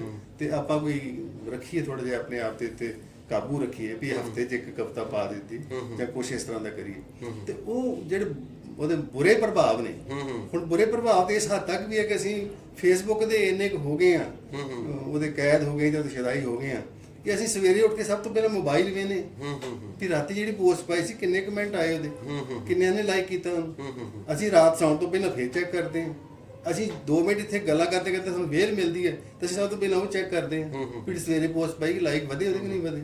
ਇਹ ਮਲਵਿੰਦਰ ਜੀ ਇੱਕ ਗੱਲ ਹੋਰ ਆ, ਆਪਾਂ ਆਲੋਚਨਾ ਦੀ ਗੱਲ ਕਰ ਰਹੇ ਆ, ਜਿਹੜੀ ਆਲੋਚਨਾ ਦੀ ਗੱਲ ਆ, ਨੋਟਸ ਲੈਣ ਦੀ ਗੱਲ ਆ, ਤੁਸੀਂ ਅੱਜ ਦੀ ਜਿਹੜੀ ਪੰਜਾਬੀ ਕਵਿਤਾ ਦੀ ਆਲੋਚਨਾ ਹੋ ਰਹੀ ਆ, ਕਿਉਂਕਿ ਆਪਾਂ ਪੰਜਾਬੀ ਦੇ ਬੰਦੇ ਪੰਜਾਬੀ ਕਵਿਤਾ ਦੀ ਗੱਲ ਕਰਦੇ ਆ, ਮਤਲਬ ਤੁਸੀਂ ਕਿੰਨਾ ਕੁ ਸੰਤੁਸ਼ਟ ਜੇ ਮਤਲਬ ਇਹਨਾਂ ਗਰੁੱਪ ਜਿਹੜੇ ਬਣੇ ਹੋਏ ਨੇ, ਇਹਨਾਂ ਦੀ ਕੀ ਭੂਮਿਕਾ ਹੈਗੀ ਆ? ਕਿਤੇ ਚੰਗੀ ਕਵਿਤਾ, ਚੰਗਾ ਸ਼ਾਇਰ, ਚੰਗਾ ਬੰਦਾ ਕਿਤੇ ਇਗਨੋਰ ਤਾਂ ਨਹੀਂ ਹੋ ਰਿਹਾ ਤੁਹਾਡੀ ਨਜ਼ਰ ਦੇ ਵਿੱਚ? ਕੀ ਕਹਿਣਾ ਚਾਹੋਗੇ? ਜਦੋਂ ਮੇਰੀ ਆ ਨਵੀਂ ਕਿਤਾਬ ਆਈ ਨਾ ਚੁੱਪ ਦੇ ਬਹਾਨੇ, ਇਹ ਲੰਮੀ ਕਵਿਤਾ ਹੈ ਤੇ ਉਹ ਲੋਕਾਂ ਤੱਕ ਕਈ ਮੈਂ ਵੀ ਭੇਜੀ, ਪੋਸਟ ਕੀਤੀ, ਵਿਦਵਾਨਾਂ ਕੋਲ ਪਹੁੰਚੀ। ਉਹਦੇ ਬਾਰੇ ਜਿਵੇਂ ਲੋਕਾਂ ਰਿਐਕਟ ਕੀਤਾ, ਜਿਵੇਂ ਉਹਦੇ ਬਾਰੇ ਆਰਟੀਕਲ ਲੰਬੇ ਲਿਖੇ ਉਹਨਾਂ ਨੇ, ਤੇ ਉਹਦੇ ਵਿੱਚ ਮੈਨੂੰ ਫਿਰ ਯਾਦ ਆਇਆ ਕਿ ਯਾਰ ਵਿਸ਼ਾਲ ਨੇ ਆਪਣੀ ਕਵਿਤਾ ਨੂੰ ਅੱਜ ਤੱਕ ਕਿਸੇ ਮੈਗਜ਼ੀਨ 'ਚੋਂ ਪੜ੍ਹਦਾ ਰਿਹਾ ਵੀ ਮੇਰੀ ਕਵਿਤਾ ਬਾਰੇ ਕਿਸੇ ਨੇ ਆਰਟੀਕਲ ਲਿਖਿਆ, ਮੇਰੀ ਕਵਿਤਾ ਦਾ ਕਿਸੇ ਨੇ ਨੋਟਿਸ ਲਿਆ। ਤੇ ਉਹ ਗੱਲ ਨੂੰ ਵੇਖਦੇ ਹੋਏ ਮੈਂ ਕਹਿ ਸਕਦਾ ਕਿ ਚੰਗੀ ਕਵਿਤਾ, ਚੰਗੀ ਲਿਖਤਾ ਜਿਹੜਾ ਨਾ ਉਹ ਸਤਿਕਾਰ ਹੋ ਹੀ ਜਾਂਦਾ, ਉਹਦਾ ਜ਼ਿਕਰ ਕਿਤੇ ਨਾ ਕਿਤੇ ਹੋ ਹੀ ਜਾਂਦਾ। ਹਾਂ, ਜੇ ਅਸੀਂ ਛੋਟੇ ਦਾਇਰੇ 'ਚ ਵੇਖ ਕੇ ਛੋਟੇ ਸਮਿਆਂ 'ਚ ਉਹਨੂੰ ਕੰਸੀਡਰ ਕਰਕੇ ਗੱਲ ਕਰਾਂਗੇ ਤੇ ਫਿਰ ਅਸੀਂ ਕਹਿ ਸਕਦੇ ਕਿ ਧੜੇ ਬਣੇ ਆ। ਧੜਿਆਂ ਦੇ ਵਿੱਚ ਉਹ ਆਪਣੇ ਧੜੇ ਦੇ ਬੰਦਿਆਂ ਦੀ ਕਵਿਤਾ ਦੀ ਗੱਲ ਹੀ ਆਲੋਚਕ ਕਰਦੇ ਨੇ, ਦੂਜਿਆਂ ਨੂੰ ਇਗਨੋਰ ਕਰ ਰਹੇ ਨੇ, ਉਹ ਇਗਨੋਰ ਹੁੰਦੇ ਨੇ, ਸਨਮਾਨ ਦਿੱਤੇ ਜਾਂਦੇ, ਉਹਨਾਂ 'ਚ ਕਈ ਤਰ੍ਹਾਂ ਦੀਆਂ ਧਾਂਦਲੀਆਂ ਹੁੰਦੀਆਂ, ਜੁਗਾੜਬੰਦੀ ਹੁੰਦੀ ਹੈ। ਮਤਲਬ ਜੇ ਸਨਮਾਨ ਹੈ ਉਹ ਮਿਲਦੇ ਨਹੀਂ, ਉਹ ਲਏ ਜਾਂਦੇ ਆ, ਉਹ ਗੱਲਾਂ ਵੀ ਅਲੱਗ ਨੇ। ਪਰ ਚੰਗੀ ਕਿਰਤ ਨੂੰ, ਚੰਗੀ ਕਵਿਤਾ ਨੂੰ ਇਗਨੋਰ ਨਹੀਂ ਕੀਤਾ ਜਾਂਦਾ, ਉਹਦੀ ਜ਼ਿਕਰ ਕਿਤੇ ਨਾ ਕਿਤੇ ਤਾਂ ਹੋ ਹੀ ਜਾਂਦਾ। ਹਾਂ, ਵੀ ਅੱਜ ਨਹੀਂ ਹੋਊ, 2 ਸਾਲ ਬਾਅਦ, 4 ਸਾਲ ਬਾਅਦ ਹੋ ਜੂ, ਪਰ ਉਹ ਚੰਗੀ ਕਵਿਤਾ ਜੇ ਤੁਹਾਡੀ ਹੈਗੀ ਹੈ ਤੇ ਉਹਦਾ ਜ਼ਿਕਰ ਜ਼ਰੂਰ ਹੁੰਦਾ ਹੈ। ਸਾਨੂੰ ਇਹ ਤਸੱਲੀ ਰੱਖਣੀ ਚਾਹੀਦੀ ਹੈ ਵੀ ਜੇ ਅਸੀਂ ਚੰਗਾ ਲਿਖ ਰਹੇ ਹਾਂ ਇਹਦੀ ਗੱਲ ਵੀ ਜ਼ਰੂਰ ਹੋਏ। ਮਲਵਿੰਦਰ ਜੀ, ਤੁਸੀਂ ਆਪਾਂ ਕਵਿਤਾ ਦੀ ਗੱਲ ਕੀਤੀ, ਬਹੁਤ ਗੰਭੀਰ ਗੱਲਾਂ ਕੀਤੀਆਂ। ਸਵਾਲ ਮੇਰਾ ਪਹਿਲਾਂ ਹੋਣਾ ਚਾਹੀਦਾ ਸੀ ਅਸਲ 'ਚ, ਤੇ ਵਹਿਮ ਗੱਲਾਂ ਦਾ ਉਧਰ ਨੂੰ ਤੁਰ ਗਿਆ ਵੀ ਠੀਕ ਆ, ਕਵਿਤਾ ਦੀ ਆਲੋਚਨਾ ਦੀ ਗੱਲ ਤੁਸੀਂ ਕੀਤੀ ਕਿ ਜਿਹੜੀ ਚੰਗੀ ਕਵਿਤਾ ਵਾ ਉਹਦਾ ਕਿਤੇ ਨਾ ਕਿਤੇ ਜ਼ਿਕਰ ਹੋ ਹੀ ਜਾਂਦਾ। ਕਾਲਜ ਦੇ ਦਿਨਾਂ ਦੀ ਕੋਈ ਮਤਲਬ ਖੂਬਸੂਰਤ ਯਾਦ, ਮਤਲਬ ਜਿਨ੍ਹਾਂ ਨੇ ਪਹਿਲਾਂ ਤੁਸੀਂ ਜ਼ਿਕਰ ਕੀਤਾ ਕਿ ਮੈਂ ਲੁਕਾਈ ਦੇ ਨਾਲ ਜੁੜਿਆ ਹੋਇਆ ਸ਼ਾਇਰ ਆ, ਮਤਲਬ ਤੁਹਾਡੀਆਂ ਗੱਲਾਂ ਤੋਂ ਲੱਗਾ ਕਿ ਉਹ ਤੰਗੀਆਂ, ਦ੍ਰਿਸ਼ਟੀਆਂ, ਮਤਲਬ ਵਿਰਵੇ ਰੱਖਣਾ, ਮਤਲਬ ਉੱਥੋਂ ਤੁਹਾਡੀ ਕਵਿਤਾ ਸ਼ੁਰੂ ਹੋਈ। ਪਰ ਕਿਤੇ ਨਾ ਕਿਤੇ ਤੁਹਾਡੀ ਮੁਹੱਬਤ, ਜਿਹੜੀ ਮੁਹੱਬਤ ਵਾਲੀ ਕਵਿਤਾ ਵਾ, ਉਹ ਮੈਂ ਪੜ੍ਹੀਆਂ ਵਾ, ਬਹੁਤ ਖੂਬਸੂਰਤ ਤੁਸੀਂ ਕਵਿਤਾ ਇੱਦਾਂ ਕਰਕੇ ਬੜੀਆਂ ਵਧੀਆ ਗੱਲਾਂ ਤੁਸੀਂ ਕਰਦੇ ਆ। ਉਸ ਮੁਹੱਬਤ ਦੀ ਕਵਿਤਾ ਬਾਰੇ ਕਾਲਜ ਦੇ ਦਿਨਾਂ ਦੀ ਮੈਂ ਗੱਲ ਕਰਦਾ ਵੀ ਕਿਸੇ ਕੁੜੀ ਨਾਲ ਮੁਹੱਬਤ ਹੋਈ ਹੋਵੇ। ਕਾਲਜ ਡੀਏਵੀ ਕਾਲਜ ਅਸੀਂ ਪੜ੍ਹਦੇ ਸੀ ਨਾ, BSc ਕਰਦੇ ਸੀ, ਉਦੋਂ ਤਾਂ ਸਾਨੂੰ ਸਿਰ ਕੁੱਟਣ ਦੀ ਵੇਲ ਨਹੀਂ ਹੁੰਦੀ ਜਿਹੜੇ ਸਾਇੰਸ ਦੇ ਵਿਦਿਆਰਥੀ ਹੁੰਦੇ ਹਨ। ਔਰ ਫਿਰ ਸਾਡੀ ਹਾਲਤ ਇਹ ਸੀ ਕਿ ਕਾਲਜ ਤੋਂ ਆ ਕੇ ਘਰ ਕਿਤਾਬਾਂ ਰੱਖ ਕੇ ਪਹਿਲਾਂ ਪੱਠੇ ਲੈਣ ਜਾਣਾ ਹੁੰਦਾ ਸੀ ਤੇ ਫਿਰ ਆ ਕੇ ਫਿਰ ਰੋਟੀ ਖਾਣੀ ਹੁੰਦੀ ਸੀ। ਤੇ ਉਹੋ ਜੀ ਸਥਿਤੀ ਦੇ ਵਿੱਚ ਕੋਈ ਲੜਕੀ ਬਾਰੇ ਸੋਚਣਾ, ਮੇਰੇ ਖਿਆਲ ਮੁਹੱਬਤ ਬਾਰੇ ਸੋਚਣਾ ਵੀ ਉਹ ਤਰ੍ਹਾਂ। ਹਾਂ, B.Ed ਕਰਦੇ ਥੋੜਾ ਜਿਹਾ ਮਾਹੌਲ ਬਦਲਿਆ ਸੀਗਾ, ਲੜਕੇ ਲੜਕੀਆਂ ਇਕੱਠੇ ਬੈਠਦੇ ਸੀ, ਲਾਨ ਦੇ ਵਿੱਚ ਚਾਹ ਪੀਂਦੇ ਸੀ, ਗੱਲਾਂ ਬਾਤਾਂ ਕਰਦੇ ਸੀ, ਤੇ ਉਹ ਉਦੋਂ ਥੋੜਾ ਜਿਹਾ ਖੁੱਲ੍ਹ ਜੀ ਸੀ, ਪਰ ਇੰਨੀ ਖੁੱਲ੍ਹ ਨਹੀਂ ਸੀ ਲਈ ਨਾ, ਜਾਂ ਵੀ ਮੇਰੇ ਸੁਭਾਅ 'ਚ ਇਹ ਗੱਲਾਂ ਨਹੀਂ ਸੀਗੀਆਂ ਕਿ ਮੈਂ ਉੱਥੋਂ ਕੋਈ ਮੁਹੱਬਤ ਵਰਗੀ ਗੱਲ ਗ੍ਰਹਿਣ ਕਰਦਾ ਜਾਂ ਕੋਈ ਰਿਸ਼ਤਾ ਇੱਦਾਂ ਦਾ ਬਣਾਉਂਦਾ। ਇੱਦਾਂ ਦਾ ਕੁਝ ਨਹੀਂ ਹੋਇਆ, ਕੁਝ ਨਹੀਂ ਹੋਇਆ। ਅੱਛਾ ਬਲਵਿੰਦਰ ਜੀ, ਤੁਸੀਂ ਪਿੱਛੇ ਜੇ ਰਿਟਾਇਰ ਹੋਏ, 2 ਚੱਕਰ ਤੁਸੀਂ ਕੈਨੇਡਾ ਦੇ ਵੀ ਲਾ ਕੇ ਆਏ, ਹੈਨਾ? ਬੱਚੇ ਪਰ ਤੁਹਾਡੇ ਉੱਥੇ ਪਰਿਵਾਰ ਸੈੱਟ ਆ, ਉੱਥੋਂ ਦੇ ਸਾਹਿਤਕਾਰਾਂ ਨੂੰ ਵੀ ਤੁਸੀਂ ਮਿਲੇ। ਇਸ ਗੱਲ ਚੋਂ ਹੀ 2-3 ਸਵਾਲ ਨਿਕਲ ਗਏ। ਜਿਹੜੇ ਉੱਥੋਂ ਦੇ ਸਾਹਿਤਕਾਰ ਨੇ, ਮਤਲਬ ਆਪਣਾ ਟੋਰਾਂਟੋ, ਕਿੱਥੇ ਟੋਰਾਂਟੋ ਤੁਸੀਂ ਜਾਂਦੇ ਉੱਥੇ, ਉੱਥੋਂ ਦੀ ਜਿਹੜੀ ਪੰਜਾਬੀ ਕਵਿਤਾ ਵਾ, ਉੱਥੋਂ ਦੇ ਜਿਹੜੇ ਸ਼ਾਇਰ ਨੇ, ਹੈਨਾ, ਉੱਥੋਂ ਉਹਨਾਂ ਦੀ ਲੇਖਣੀ ਬਾਰੇ ਤੁਸੀਂ ਕੀ ਕਹਿਣਾ ਚਾਹੋਗੇ? ਮਤਲਬ ਜਿਹਨਾਂ ਲੋਕਾਂ ਨੂੰ ਤੁਸੀਂ ਹੁਣ ਜਾ ਕੇ ਮਿਲਣਾ ਵੀ ਹੈ। ਉਹ ਇਸ ਤਰ੍ਹਾਂ ਹੈ ਵੀ ਜਦੋਂ ਅਸੀਂ ਕਿਤੇ ਪ੍ਰਵਾਸ ਕਰਕੇ ਜਾਂਦੇ ਹਾਂ ਤੇ ਸਾਡਾ ਸੱਭਿਆਚਾਰ ਵੀ ਸਾਡੇ ਨਾਲ ਹੀ ਪ੍ਰਵਾਸ ਕਰ ਜਾਂਦਾ ਹੈ। ਅਸੀਂ ਜੋ ਕੁਛ ਇੱਥੇ ਹੁੰਦਾ ਉਹ ਨਾਲ ਲੈ ਕੇ ਅਸੀਂ ਉੱਥੇ ਜਾਂਦੇ ਹਾਂ। ਬਹੁਤ ਸਾਰਾ ਕੁਝ ਉਹੀ, ਤੇ ਉੱਥੇ ਜਾ ਕੇ ਅਸੀਂ ਉੱਥੋਂ ਦੀ ਜਿਹੜੀ ਭੂਮੀ ਆ ਉਹਦੇ ਨਾਲ ਘੱਟ ਰਲਦੇ ਆ, ਉਹਦੇ ਨਾਲ ਘੱਟ ਵਾਕਫ ਹੁੰਦੇ ਆ। ਅਸੀਂ ਇਸ ਪੰਜਾਬ ਨਾਲ ਜੁੜੇ ਰਹਿੰਦੇ ਅਸੀਂ ਜਦੋਂ ਵੀ ਇਕੱਠੇ ਹੋ ਕੇ ਬੈਠਦੇ ਆ, ਕਿਤੇ ਕੋਈ ਸੀਨੀਅਰ ਸਿਟੀਜ਼ਨ ਇਕੱਠੇ ਹੋ ਕੇ ਬੈਠਦੇ ਨੇ ਪਾਰਕਾਂ ਦੇ ਵਿੱਚ, ਉਹ ਗੱਲ ਇਸੇ ਪੰਜਾਬ ਦੀ ਕਰਦੇ। ਇੱਥੇ ਵੋਟਾਂ ਹੋ ਰਹੀਆਂ ਉਹਦੀ ਗੱਲ ਕਰਨਗੇ, ਇੱਥੇ ਕੌਣ ਮੁੱਖ ਮੰਤਰੀ ਉਹਦੀ ਗੱਲ ਕਰਨਗੇ, ਇੱਥੇ ਕੀ ਹੋ ਰਿਹਾ ਉਹਦੀ ਗੱਲ ਕਰਨਗੇ। ਉਹ ਉਹਨਾਂ ਦੇ ਅੰਦਰੋਂ ਨਿਕਲਦਾ ਨਹੀਂ। ਇਸ ਕਰਕੇ ਬਹੁਤ ਸਾਰੀਆਂ ਕਹਾਣੀਆਂ, ਬਹੁਤ ਸਾਰੀਆਂ ਕਵਿਤਾਵਾਂ ਤੋਂ ਉੱਥੇ ਕੀ ਰਹਿ ਜਾਂਦੀਆਂ, ਜਿਹੜੀਆਂ ਜੋ ਇੱਥੇ ਲਿਖ ਰਹੇ ਉਹੋ ਜਿਹੇ ਉੱਥੇ ਲਿਖਿਆ ਜਾ ਰਿਹਾ। ਹਾਂ, ਕੁਝ ਪੁਰਾਣੇ ਜਿਹੜੇ ਉੱਥੇ ਬੈਠੇ ਲੇਖਕ ਨੇ, ਜਿੱਦਾਂ ਕਵਿਤਾ ਦੇ ਖੇਤਰ ਦੀ ਗੱਲ ਕਰੀਏ ਤੇ ਸੁਰਜੀਤ ਹੋਣੀ ਹੈਗੇ ਨੇ, ਜਾਂ ਕਹਾਣੀ ਦੇ ਵਿੱਚ ਕਰੀਏ ਤੇ ਗੁਰਮੀਤ ਪਨਾਗ ਹੈ, ਜਾਂ ਆਪਣਾ ਹੋਰ ਇਦਾਂ ਦੇ ਕੋਈ ਲੇਖਕ ਕਵੀ ਹੈਗੇ ਨੇ। ਕੋਈ ਨਾਰਾਜ਼ ਨਾ ਹੋ ਜੇ, ਉੱਥੇ ਤੁਸੀਂ ਜਾ ਰਹੇ ਆ ਸਾਰੇ, ਮਤਲਬ ਮੈਂ ਕਹਿੰਦਾ ਜਿੰਨੇ ਉੱਥੇ ਰਹਿੰਦੇ ਨੇ ਉਹਨਾਂ ਨੇ ਉੱਥੋਂ ਦੀਆਂ ਜਿਹੜੀਆਂ ਘਟਨਾਵਾਂ ਨੇ, ਉੱਥੋਂ ਦਾ ਜੋ ਵਿਵਹਾਰ ਹੈ, ਉੱਥੋਂ ਦੀ ਜੋ ਸਮਾਜਿਕਤਾ ਹੈਗੀ ਆ, ਉਹਨੂੰ ਗ੍ਰਹਿਣ ਕਰਕੇ ਤੇ ਉਹ ਕਵਿਤਾ ਲਿਖੀ ਹੈ, ਉਹ ਕਹਾਣੀਆਂ ਲਿਖੀਆਂ ਜਿਹੜੀਆਂ ਬਿਲਕੁਲ ਨਵੀਆਂ ਨੇ, ਨਿਵੇਕਲੀਆਂ ਨੇ, ਔਰ ਉਹਦੀ ਚਰਚਾ ਵੀ ਬਹੁਤ ਹੋਈ। ਹਾਂ, ਨਹੀਂ ਇੱਕ ਗੱਲ ਹੋਰ, ਮਤਲਬ ਇੱਕ ਅਕਸਰ ਜਿਹੜੇ ਪ੍ਰਵਾਸੀ ਲੇਖਕ ਨੇ ਉਹਨਾਂ ਤੇ ਇਸ ਜਿਹੜੇ ਚੰਗੇ ਆ, ਮਤਲਬ ਉਹ ਚੰਗੇ ਆ, ਵੱਡੇ ਨਾਮ ਆ, ਭਾਰਤੀ ਹੋਣੀ ਆ, ਅਜਮੇਰ ਰੋਡੇ ਹੋਣੀ ਆ, ਆਪਣਾ ਸੁਰਿੰਦਰ ਗੀਤ ਹੋਣੀ ਆ, ਲਿਖਦੇ ਆ ਸਰਗਰਮਾ। ਮਤਲਬ ਬਹੁਤ ਵਾਰੀ ਦੋਸ਼ ਲੱਗਦਾ ਇੱਧਰ ਜਦੋਂ ਲੋਕ ਆਉਂਦੇ ਨੇ ਵੀ ਆਉਂਦੇ ਨੇ ਡਾਲਰਾਂ ਦੇ ਸਿਰ ਤੇ ਕਿਤਾਬਾਂ ਛਪਾ ਕੇ ਚਲ ਜਾਂਦੇ ਆ, ਔਰ ਵਾਕਈ ਉਹ ਕਿਤਾਬਾਂ ਦਾ ਕਿਤੇ ਜ਼ਿਕਰ ਵੀ ਨਹੀਂ ਹੁੰਦਾ, ਮਤਲਬ ਉਹਨਾਂ ਦਾ। ਪਰ ਢੇਰ ਤੇ ਕਿਸੇ ਲੇਖਕ, ਵਿਦੇਸ਼ੀ ਲੇਖਕ ਦਾ ਨਾਮ ਨਹੀਂ ਸੁਣਿਆ ਹੁੰਦਾ ਤੇ ਉਹਦੀਆਂ ਕਿੰਨੀਆਂ ਕਿਤਾਬਾਂ ਆਈਆਂ ਹੁੰਦੀਆਂ, ਵੱਡੇ ਪ੍ਰੋਗਰਾਮ ਹੁੰਦੇ। ਇਹਦੇ ਬਾਰੇ ਮਤਲਬ ਤੁਸੀਂ ਤੁਹਾਡੇ ਆਪਣੇ ਖਿਆਲ ਕੀ ਆ, ਮਤਲਬ ਕੀ ਕਹਿਣਾ? ਜਿਹੜੇ ਇਸ ਤਰ੍ਹਾਂ ਕਿਤਾਬਾਂ ਛਪਾਉਂਦੇ ਨੇ ਨਾ ਪੈਸੇ ਦੇ ਜ਼ੋਰ ਨਾਲ ਬਾਹਰੋਂ ਆਣ ਕੇ, ਉਹ ਸਿਰਫ ਪਬਲਿਸ਼ਰਸ ਦਾ ਧੰਦਾ ਵਾ। ਉਹਦੀ ਧੰਦੇ ਨੂੰ ਉਹ ਕਹਿ ਲਓ ਵੀ ਫਾਇਦਾ ਪਹੁੰਚਾ ਰਿਹਾ, ਉਹ ਮੁਨਾਫਾ, ਪਬਲਿਸ਼ਰ ਮੁਨਾਫਾ ਕਮਾ ਰਿਹਾ, ਤੇ ਉਹ ਜਿਹੜਾ ਪੈਸੇ ਖਰਚ ਕੇ ਕਿਤਾਬਾਂ ਛਪਾ ਰਿਹਾ, ਉਹਦੇ ਮਨ 'ਚ ਕੋਈ ਤਸੱਲੀ ਹੋਊਗੀ ਮੇਰੀਆਂ 17 ਹੋ ਗਈਆਂ ਕਿਤਾਬਾਂ, ਮੇਰੀਆਂ 28 ਹੋ ਗਈਆਂ ਕਿਤਾਬਾਂ, ਇਹ ਨਹੀਂ ਕਿ ਤਸੱਲੀ ਹੋ ਸਕਦਾ ਉਹਦੇ ਅੰਦਰ ਕਿਤੇ ਬੈਠੀ ਹੋਵੇ। ਬਾਕੀ ਜੇ ਉਹਦੇ 'ਚ ਚੰਗੀ ਕਵਿਤਾ ਨਹੀਂ, ਚੰਗੀ ਕਹਾਣੀ ਨਹੀਂ, ਚੰਗਾ ਸਾਹਿਤ ਨਹੀਂ, ਤੇ ਉਹਦਾ ਜ਼ਿਕਰ ਜਿੱਦਾਂ ਆਪਾਂ ਹੁਣੇ ਗੱਲ ਕੀਤੀ ਹੈ, ਤੇ ਨਾ ਕਿਤੇ ਕਿਸੇ ਨੇ ਸੁਣਿਆ, ਨਾ ਕਾ ਸੁਣਨਾ। ਉਹ ਛਪੜੀਆਂ ਛਪ ਕੇ ਬਸ ਡੰਪ ਹੋ ਜਾਣਗੀਆਂ, ਜਿਹਨੂੰ ਵੰਡ ਦੇਣਗੇ ਉਹਨੂੰ ਦੇ ਦੇਣਗੇ। ਹੁਣ ਜੇ ਬਹੁਤ ਸਾਰੀ ਅੱਜ ਕਿਤਾਬ ਆਪਾਂ ਵੀ ਇੰਝ ਹੀ ਕਰਦੇ ਹਾਂ ਕਿ ਆਪਾਂ ਆਪਣੀ ਕਿਤਾਬ ਛਪਵਾ ਕੇ ਤੇ ਵੰਡਦੇ ਹਾਂ, ਤੇ ਉਹ ਵੰਡ ਕੇ ਅਸੀਂ ਜਿਹਨੂੰ ਦਿੰਦੇ ਉਹ ਘਰ ਜਾ ਕੇ ਰੱਖ ਦਿੰਦਾ ਹੈ। ਉਹ ਪੜ੍ਹਦਾ ਥੋੜੀ ਨਾ, ਉਹਦੇ ਨਾਲ ਗੱਲ ਥੋੜਾ ਕਰਦਾ ਉਹਦੇ ਬਾਰੇ। ਤੇ ਉਹ ਤੇ ਫਿਰ ਉਹ ਸਾਹਿਤ ਦਾ ਨੁਕਸਾਨ ਅਸੀਂ ਖੁਦ ਹੀ ਕਰ ਰਹੇ ਹੈਗੇ ਹਾਂ।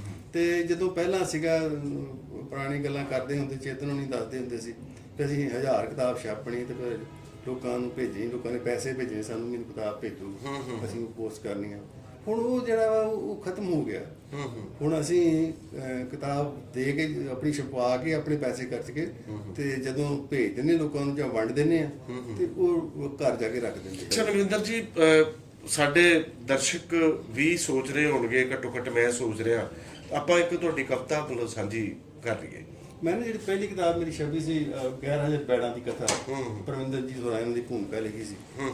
ਇਹਦੇ ਵਿੱਚੋਂ ਮੈਂ ਨਾ ਉਦੋਂ ਸੀਗਾ ਬੜਾ ਦੌਰ ਅੱਤਵਾਦ ਦਾ, ਤੇ ਉਦੋਂ ਕਈ ਤਰ੍ਹਾਂ ਦੇ ਇੱਕ ਕੇਸਰੀ ਰੰਗ ਦੀਆਂ ਪੱਗਾਂ ਲੋਕਾਂ ਨੇ ਬੰਨ੍ਹਣੀਆਂ ਸ਼ੁਰੂ ਕਰਤੀਆਂ, ਚੁੰਨੀਆਂ ਲੈਣੀਆਂ ਸ਼ੁਰੂ ਕਰ ਦਿੱਤੀਆਂ।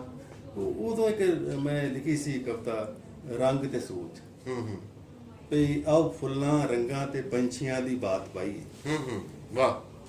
ਆਓ ਫੁੱਲਾਂ ਰੰਗਾਂ ਤੇ ਪੰਛੀਆਂ ਦੀ ਬਾਤ ਪਾਈਏ, ਫੁੱਲਾਂ ਦੀ ਕੋਈ ਜਾਤ ਨਹੀਂ ਹੁੰਦੀ, ਰੰਗਾਂ ਦਾ ਕੋਈ ਮਜ਼ਹਬ ਨਹੀਂ ਹੁੰਦਾ, ਪੰਛੀ ਆਜ਼ਾਦ ਹੁੰਦੇ ਹਨ।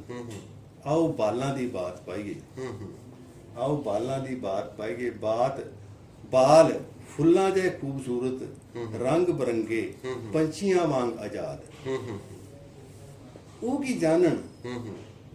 ਕੀ ਜਾਣਨ ਰੰਗਾਂ 'ਚ ਬੱਝੀ ਸੋਚ ਸਾਡੀ ਸੋਚ ਕੇਸਰੀ ਹੋ ਗਈ ਹੈ, ਸਾਡੀ ਸੋਚ ਹਿੰਸਕ ਹੋ ਗਈ ਹੈ। ਸਭਨਾਂ ਨੂੰ ਸਮਝਾਈਏ, ਸੋਚ ਰੰਗਾਂ ਤੋਂ ਮੁਕਤ ਹੁੰਦੀ ਹੈ।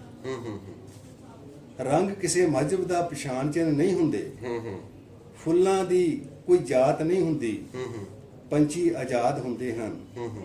ਬਾਲਾਂ ਨੂੰ ਰੰਗਾਂ ਦੇ ਸਹੀ ਅਰਥ ਸਮਝਾਈਏ, ਆਓ ਫੁੱਲਾਂ ਰੰਗਾਂ ਤੇ ਪੰਛੀਆਂ ਦੀ ਬਾਤ ਪਾਈ। ਬਲਵਿੰਦਰ ਜੀ, ਆਪਾਂ ਦੇਸ਼ਾਂ ਵਿਦੇਸ਼ਾਂ ਬਾਰੇ, ਕਵਿਤਾ ਦੇ ਸੁਭਾਅ ਬਾਰੇ, ਭਾਸ਼ਾ ਬਾਰੇ ਆਪਾਂ ਗੱਲਾਂ ਕੀਤੀਆਂ। ਆਪਾਂ ਬੰਦੇ ਦੀ ਭਾਸ਼ਾ ਬਾਰੇ ਤੇ ਬੰਦੇ ਦੇ ਸੁਭਾਅ ਬਾਰੇ ਵੀ ਗੱਲ ਕਰ ਲਈਏ, ਕਿਉਂਕਿ ਤੁਸੀਂ ਅੰਮ੍ਰਿਤਸਰ ਦੇ ਰਹਿਣ ਵਾਲੇ ਨੇ।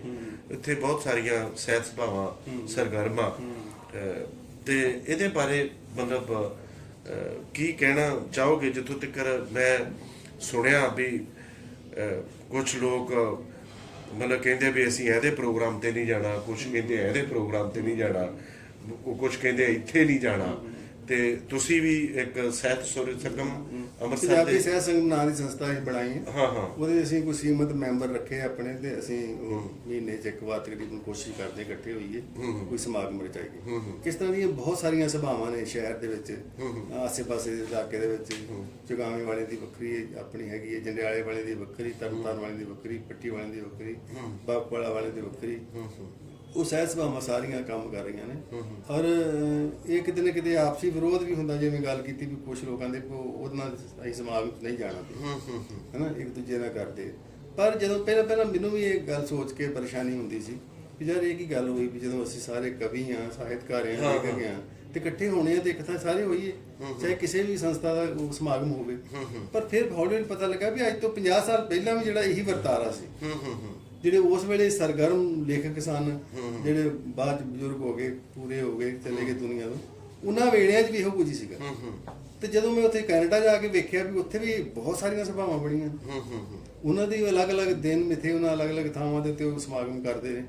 ਉਹਦੇ ਵਿੱਚ ਵੀ ਕੁਝ ਲੋਕ ਹੈਗੇ ਨੇ ਜਿਹੜੇ ਕਿਸੇ ਦੇ ਸਮਾਗਮ ਜਾਂਦੇ ਆ, ਚ ਨਹੀਂ ਜਾਂਦੇ। ਉਹ ਜਿਵੇਂ ਪਹਿਲਾਂ ਗੱਲ ਕੀਤੀ, ਉਹ ਸਾਰਾ ਕੁਝ ਨਾਲ ਹੀ ਉੱਥੇ ਵੀ ਲੈ ਗਏ ਇੱਥੋਂ ਵੀ। ਤੇ ਉਹ ਫਿਰ ਉਹ ਹੁੰਦਾ ਵੀ ਚਲੋ ਯਾਰ ਕਿਸੇ ਵੀ ਨਾਂ ਤੇ ਉਹ ਕਰ ਰਹੇ ਸਮਾਗਮ, ਕਿਸੇ ਵੀ ਸੰਸਥਾ ਦੇ ਅਧੀਨ ਕੰਮ ਕਰ ਰਹੇ, ਸਰਗਰਮੀ ਕਰ ਰਹੇ ਹੈਗੇ, ਕਰਤੇ ਰਹੇ ਜਾਣਾ। ਨਹੀਂ ਬਲਵਿੰਦਰ ਜੀ, ਗੱਲ ਆ ਬੜੀ ਮੰਦਭਾਗੀ ਗੱਲ ਆ ਵੀ ਪ੍ਰੋਗਰਾਮ ਮਤਲਬ ਹੋ ਰਿਹਾ, ਤੁਸੀਂ ਜਿੱਦਾਂ ਜ਼ਿਕਰ ਕੀਤਾ ਵੀ ਪਿਛਲੇ 50 ਸਾਲ ਚ ਵੀ ਇਦਾਂ ਹੀ ਚੱਲਦਾ ਹੈ, ਤੇ ਕੀ ਇਹ ਜਿਹੜੀ ਮਾੜੀ ਰੀਤ ਆ ਮਤਲਬ ਅਸੀਂ ਵੀ ਨਾਲ ਹੀ ਲੈ ਕੇ ਚੱਲਣੀ ਆ, ਅਸੀਂ ਵੀ ਇਦਾਂ ਹੀ ਕਰੀ ਜਾਣਾ ਸਾਰਿਆਂ ਨੇ? ਨਹੀਂ, ਫਿਰ ਇਹਦਾ ਮਤਲਬ ਕੀ ਹੱਲ ਹੋਵੇ? ਜਿਸ ਤਰ੍ਹਾਂ ਹੁਣ ਪਿੱਛੇ ਇਹਨਾਂ ਨੇ ਕੀਤਾ ਸੀ ਵੀ ਯਾਰ ਆਪਾਂ ਵੱਖ-ਵੱਖ ਸਹਿਤ ਸਭਾਵਾਂ, ਅੰਮ੍ਰਿਤਸਰ ਸਹਿਤ ਚਿੰਤਨ ਮੰਚ ਨਾਂ ਦੀ ਇੱਕ ਸੰਸਥਾ ਬਣਾ ਦਿੱਤੀ ਗਈ, ਸਾਰੀਆਂ ਸਭਾਵਾਂ ਅੰਮ੍ਰਿਤਸਰ ਦੀਆਂ ਉੱਚ ਰਲ ਗਈਆਂ। ਤੇ ਉਹਦਾ ਬਣਿਆ ਕੱਖ। ਜਿਹੜੀਆਂ ਸਭਾਵਾਂ ਉਹ 'ਚ ਅਸੀਂ ਰਲਾਈਆਂ, ਉਹ ਸਾਰੀਆਂ ਆਪਣੀਆਂ ਅਲੱਗ-ਅਲੱਗ ਅਜੇ ਵੀ ਕਰ ਰਹੇ ਨੇ ਸਮਾਗਮ, ਅਜੇ ਵੀ ਅਲੱਗ-ਅਲੱਗ ਸਰਗਰਮ। ਨਹੀਂ, ਕਿਤੇ ਇਹਦਾ ਇਹ ਕਾਰਨ ਤੇ ਨਹੀਂ ਹੈਗਾ ਵੀ ਜਿੱਦਾਂ ਕੋਈ ਸੰਸਥਾ ਵਾ, ਸਪੋਜ਼ ਕਰ ਲਓ ਕੋਈ ਐਨੀ ਸੰਸਥਾ ਉੱਥੇ ਬਣੀਆਂ, ਉੱਥੇ ਪ੍ਰੋਗਰਾਮ ਹੁੰਦੇ ਆ, ਸਰਕਾਰੀ ਗੈਰ ਸਰਕਾਰੀ ਸੰਸਥਾ, ਜਿਹੜਾ ਉਹਨਾਂ ਦਾ ਮੁਖੀ ਆ ਕੋਈ, ਹੈ ਨਾ, ਜਾਂ ਉਹ ਇੱਕ ਟੀਮ ਆ, ਮਤਲਬ ਉਹ ਆਪਣੀ ਹੈਂਕੜਬਾਜੀ ਕਰਦੇ ਹੋਣ, ਆਪਣੀਆਂ ਚੌਧਰਜੀ ਜਮਾਉਂਦੇ ਹੋਣ, ਲੋਕੀ ਸਾਹਿਤਕਾਰ ਉੱਤੋਂ ਟੁੱਟਦੇ ਹੋਣ ਉਹਨਾਂ ਦੀਆਂ ਗੱਲਾਂ। ਜਿਹੜੀ ਰਾਜਨੀਤੀ ਹੈ, ਜਿਵੇਂ ਰਾਜਨੀਤੀ 'ਚ ਹੁੰਦਾ ਹੈ ਕਿ ਰਾਜਨੀਤੀ 'ਚ ਹਰ ਬੰਦਾ ਚਾਹੁੰਦਾ ਕਿ ਮੈਂ ਪ੍ਰਧਾਨ ਹੋਵਾਂ ਪਾਰਟੀ ਦਾ, ਮੈਂ ਜਿਹੜਾ ਕੈਂਡੀਡੇਟ ਹੋਵਾਂ ਮੁੱਖ ਮੰਤਰੀ ਦਾ, ਮੈਂ ਚਿਹਰਾ ਹੋਵਾਂ। ਇਸ ਤਰ੍ਹਾਂ ਉੱਥੇ ਹੈ ਹੀ ਹੈ, ਜਿਹੜੀਆਂ ਸੰਸਥਾਵਾਂ ਬਣੀਆਂ, ਉਹਦਾ ਜਿਹੜਾ ਪ੍ਰਧਾਨ ਹੈ ਜਾਂ ਜਿਹੜਾ ਉਹਦਾ ਜਨਰਲ ਸਕੱਤਰ ਹੈ, ਉਹ ਕਹਿੰਦੇ ਕਿ ਇਹ ਦੋ ਅਹੁਦੇ ਸਾਡੇ ਕੋਲ ਨਹੀਂ, ਸਾਡੇ ਕੋਲ ਹੀ ਰਹਿਣ। ਮਤਲਬ ਕੋਈ ਡੈਮੋਕ੍ਰੇਟਿਕ ਵੇ ਦੇ ਨਾਲ ਵੀ ਇਹ ਸਾਲ ਬਾਅਦ, 2 ਸਾਲ ਬਾਅਦ, 3 ਸਾਲ ਬਾਅਦ ਇਹਨਾਂ ਨੂੰ ਬਦਲਣਾ ਵਾ, ਇਸ ਤਰ੍ਹਾਂ ਦੀ ਪਿਰਤ ਨਹੀਂ ਕਿਤੇ ਵੀ। ਹਾਲਾਂਕਿ ਕੈਨੇਡਾ 'ਚ ਮੈਂ ਦੇਖਿਆ, ਉੱਥੇ ਇੱਕ ਸਹਿਤ ਸਭਾ ਸੀ, ਉਹ ਸਾਲ ਬਾਅਦ ਪ੍ਰਧਾਨ ਵੀ ਤੇ ਜਨਰਲ ਸਕੱਤਰ ਵੀ ਉਹ ਬਦਲ ਦਿੰਦੇ ਸੀ। ਉਹ ਡੈਮੋਕ੍ਰੇਟਿਕ ਜਾਂ ਤੇ ਡੈਮੋਕ੍ਰੇਟਿਕ ਵੇ ਨਾਲ ਅਸੀਂ ਚੱਲੀਏ। ਜੇ ਅਸੀਂ ਇਹ ਨਹੀਂ ਚੱਲਦੇ ਸੀ ਕਿ ਮੈਂ ਪ੍ਰਧਾਨ ਹਾਂ ਤੇ ਮੈਂ ਜਨਮ ਤੱਕ, ਜਦ ਤੱਕ ਮੈਂ ਜਿਉਂਦਾ ਮੈਂ ਹੀ ਹਾਂ, ਤੇ ਫਿਰ ਇਦਾਂ ਦੀ ਸਮੱਸਿਆਵਾਂ ਆਉਣਗੀਆਂ। ਅੱਛਾ ਬਲਵਿੰਦਰ ਜੀ, ਆਪਾਂ ਇੱਕ ਹੋਰ ਮੇਰਾ ਸਵਾਲ ਆ ਵੀ ਤੁਸੀਂ ਹੁਣ 60 ਦੇ ਦਹਾਕਾ ਜਿਹੜਾ ਮਤਲਬ 60 ਸਾਲ ਦੀ ਰੁੱਤਾਂ ਹੰਢਾ ਕੇ ਪਾਰ ਕਰ ਚੁੱਕੇ ਆ, ਰਿਟਾਇਰਮੈਂਟ ਹਟਾ ਰਹੇ ਆ, ਮਤਲਬ ਬਚਪਨ ਵਿੱਚ, ਜਵਾਨੀ ਦੇ ਵਿੱਚ ਕੁਝ ਇਹੋ ਜਿਹੀਆਂ ਘਟਨਾਵਾਂ ਵਾਪਰਦੀਆਂ ਜਿਹੜਾ ਉਮਰ ਭਾਰੀ ਬੰਦੇ ਦਾ ਪਿੱਛਾ ਕਰਦੀਆਂ ਰਹਿੰਦੀਆਂ। ਉਹ ਚਾਹੇ ਤੁਹਾਡੀ ਕ੍ਰੀਏਟ ਕਰ ਰਹੇ ਕੁਝ, ਉਦੋਂ ਵੀ ਤੁਹਾਡੇ ਨਾਲ ਚੱਲਦੀਆਂ। ਜੇ ਉਦਾਸ ਆ ਤੁਸੀਂ ਕਿਤੇ ਤੇ ਦੂਜੀ ਘਟਨਾ ਤੁਹਾਨੂੰ ਉਦਾਸ ਕਰਦੀ ਆ। ਕੋਈ ਜ਼ਿੰਦਗੀ ਦੀ ਇਹੋ ਜੀ ਖੁਸ਼ੀ ਮਤਲਬ ਜਿਹੜੀ ਅੱਜ ਵੀ ਤੁਸੀਂ ਉਸ ਪਲ ਬਾਰੇ ਯਾਦ ਕਰਕੇ ਬੜੇ ਖੁਸ਼ ਹੋ ਜਾਂਦੇ ਹੋ, ਮਤਲਬ ਤੇ ਉਦਾਸ ਕਰਕੇ ਤੜਪ ਜਾਂਦੇ ਹੋਵੇ, ਉਸ ਉਦਾਸੀ ਤੁਹਾਨੂੰ ਤੰਗ ਕਰਦੀ ਹੋਵੇ, ਇਹੋ ਜਿਹੀ ਕੋਈ ਨਾ ਕੋਈ ਘਟਨਾ ਦਾ ਜ਼ਿਕਰ ਕਰਨਾ ਚਾਹੋ? ਇੱਕ ਤਾਂ ਇਹ ਹੈ ਕਿ ਜਦੋਂ ਕਵਿਤਾ ਦੇ ਲੜ ਲੱਗੇ, ਕਵਿਤਾ ਲਿਖਣ ਲੱਗ ਪਏ ਤੇ ਕਵਿਤਾਵਾਂ ਛਪਣ ਲੱਗ ਪਈਆਂ, ਕਿਤਾਬਾਂ ਪੜ੍ਹਨੀ ਸ਼ੁਰੂ ਕਰ ਦਿੱਤੀਆਂ, ਮੈਗਜ਼ੀਨ ਪੜ੍ਹਨੇ ਸ਼ੁਰੂ ਕਰ ਦਿੱਤੇ, ਤੇ ਇੱਕ ਅੰਦਰ ਇੱਕ ਅਹਿਸਾਸ ਇਹ ਪੈਦਾ ਹੋਇਆ ਕਿ ਮੈਂ ਬਾਕੀ ਦੁਨੀਆ ਤੋਂ ਵੱਖਰਾ ਹਾਂ। ਇੱਕ ਵੱਖਰਤਾ ਦਾ ਅਹਿਸਾਸ ਜਿਹੜਾ ਸਾਡੇ ਅੰਦਰ ਹੁੰਦਾ ਨਾ, ਉਹ ਸਾਨੂੰ ਥੋੜਾ ਮਾਣ ਜਿਹਾ ਦਿੰਦਾ ਹੈਗਾ। ਅਸੀਂ ਥੋੜਾ ਮਾਣ ਮੱਤੇ ਜੇ ਹੋ ਜਾਂਦੇ ਆ ਵੀ ਨਹੀਂ ਯਾਰ, ਮੈਂ ਆ ਇੰਨੇ ਲੋਕ ਫਿਰਦੇ, ਜੋ ਮਰਜ਼ੀ ਇਹਨਾਂ ਕੋਲ ਪੈਸਾ ਆਵੇ, ਤੇ ਮਰਜ਼ੀ ਮਹਿੰਗੇ ਨੇ ਕੱਪੜੇ ਪਾਏ, ਇੱਕ ਹਫ਼ਤਾ ਲੈ ਕੇ ਵਿਕਾਵੇ ਮੇਰੇ ਕੋਲ।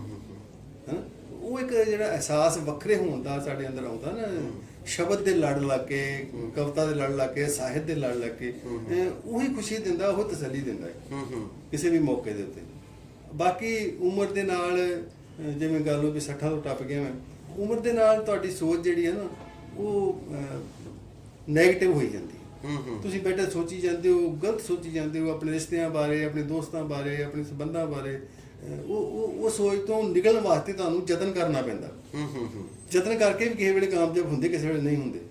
ਕਿਸੇ ਵੇਲੇ ਤੁਹਾਨੂੰ ਲੱਗਦਾ ਹੈ ਯਾਰਾ ਜੋ ਵੀ ਘਰ ਦੇ ਵਿੱਚ ਹੋ ਰਿਹਾ ਵਾ, ਜੋ ਵੀ ਮੈਂ ਚਾਹੁੰਦਾ ਪਿਆ ਜੋ ਹੋਵੇ, ਇਹ ਮੈਂ ਗਲਤ ਹਾਂ, ਇਹ ਸਾਰੇ ਕੁਝ ਲਈ ਜ਼ਿੰਮੇਵਾਰ ਤੇ ਮੈਂ ਹਾਂ।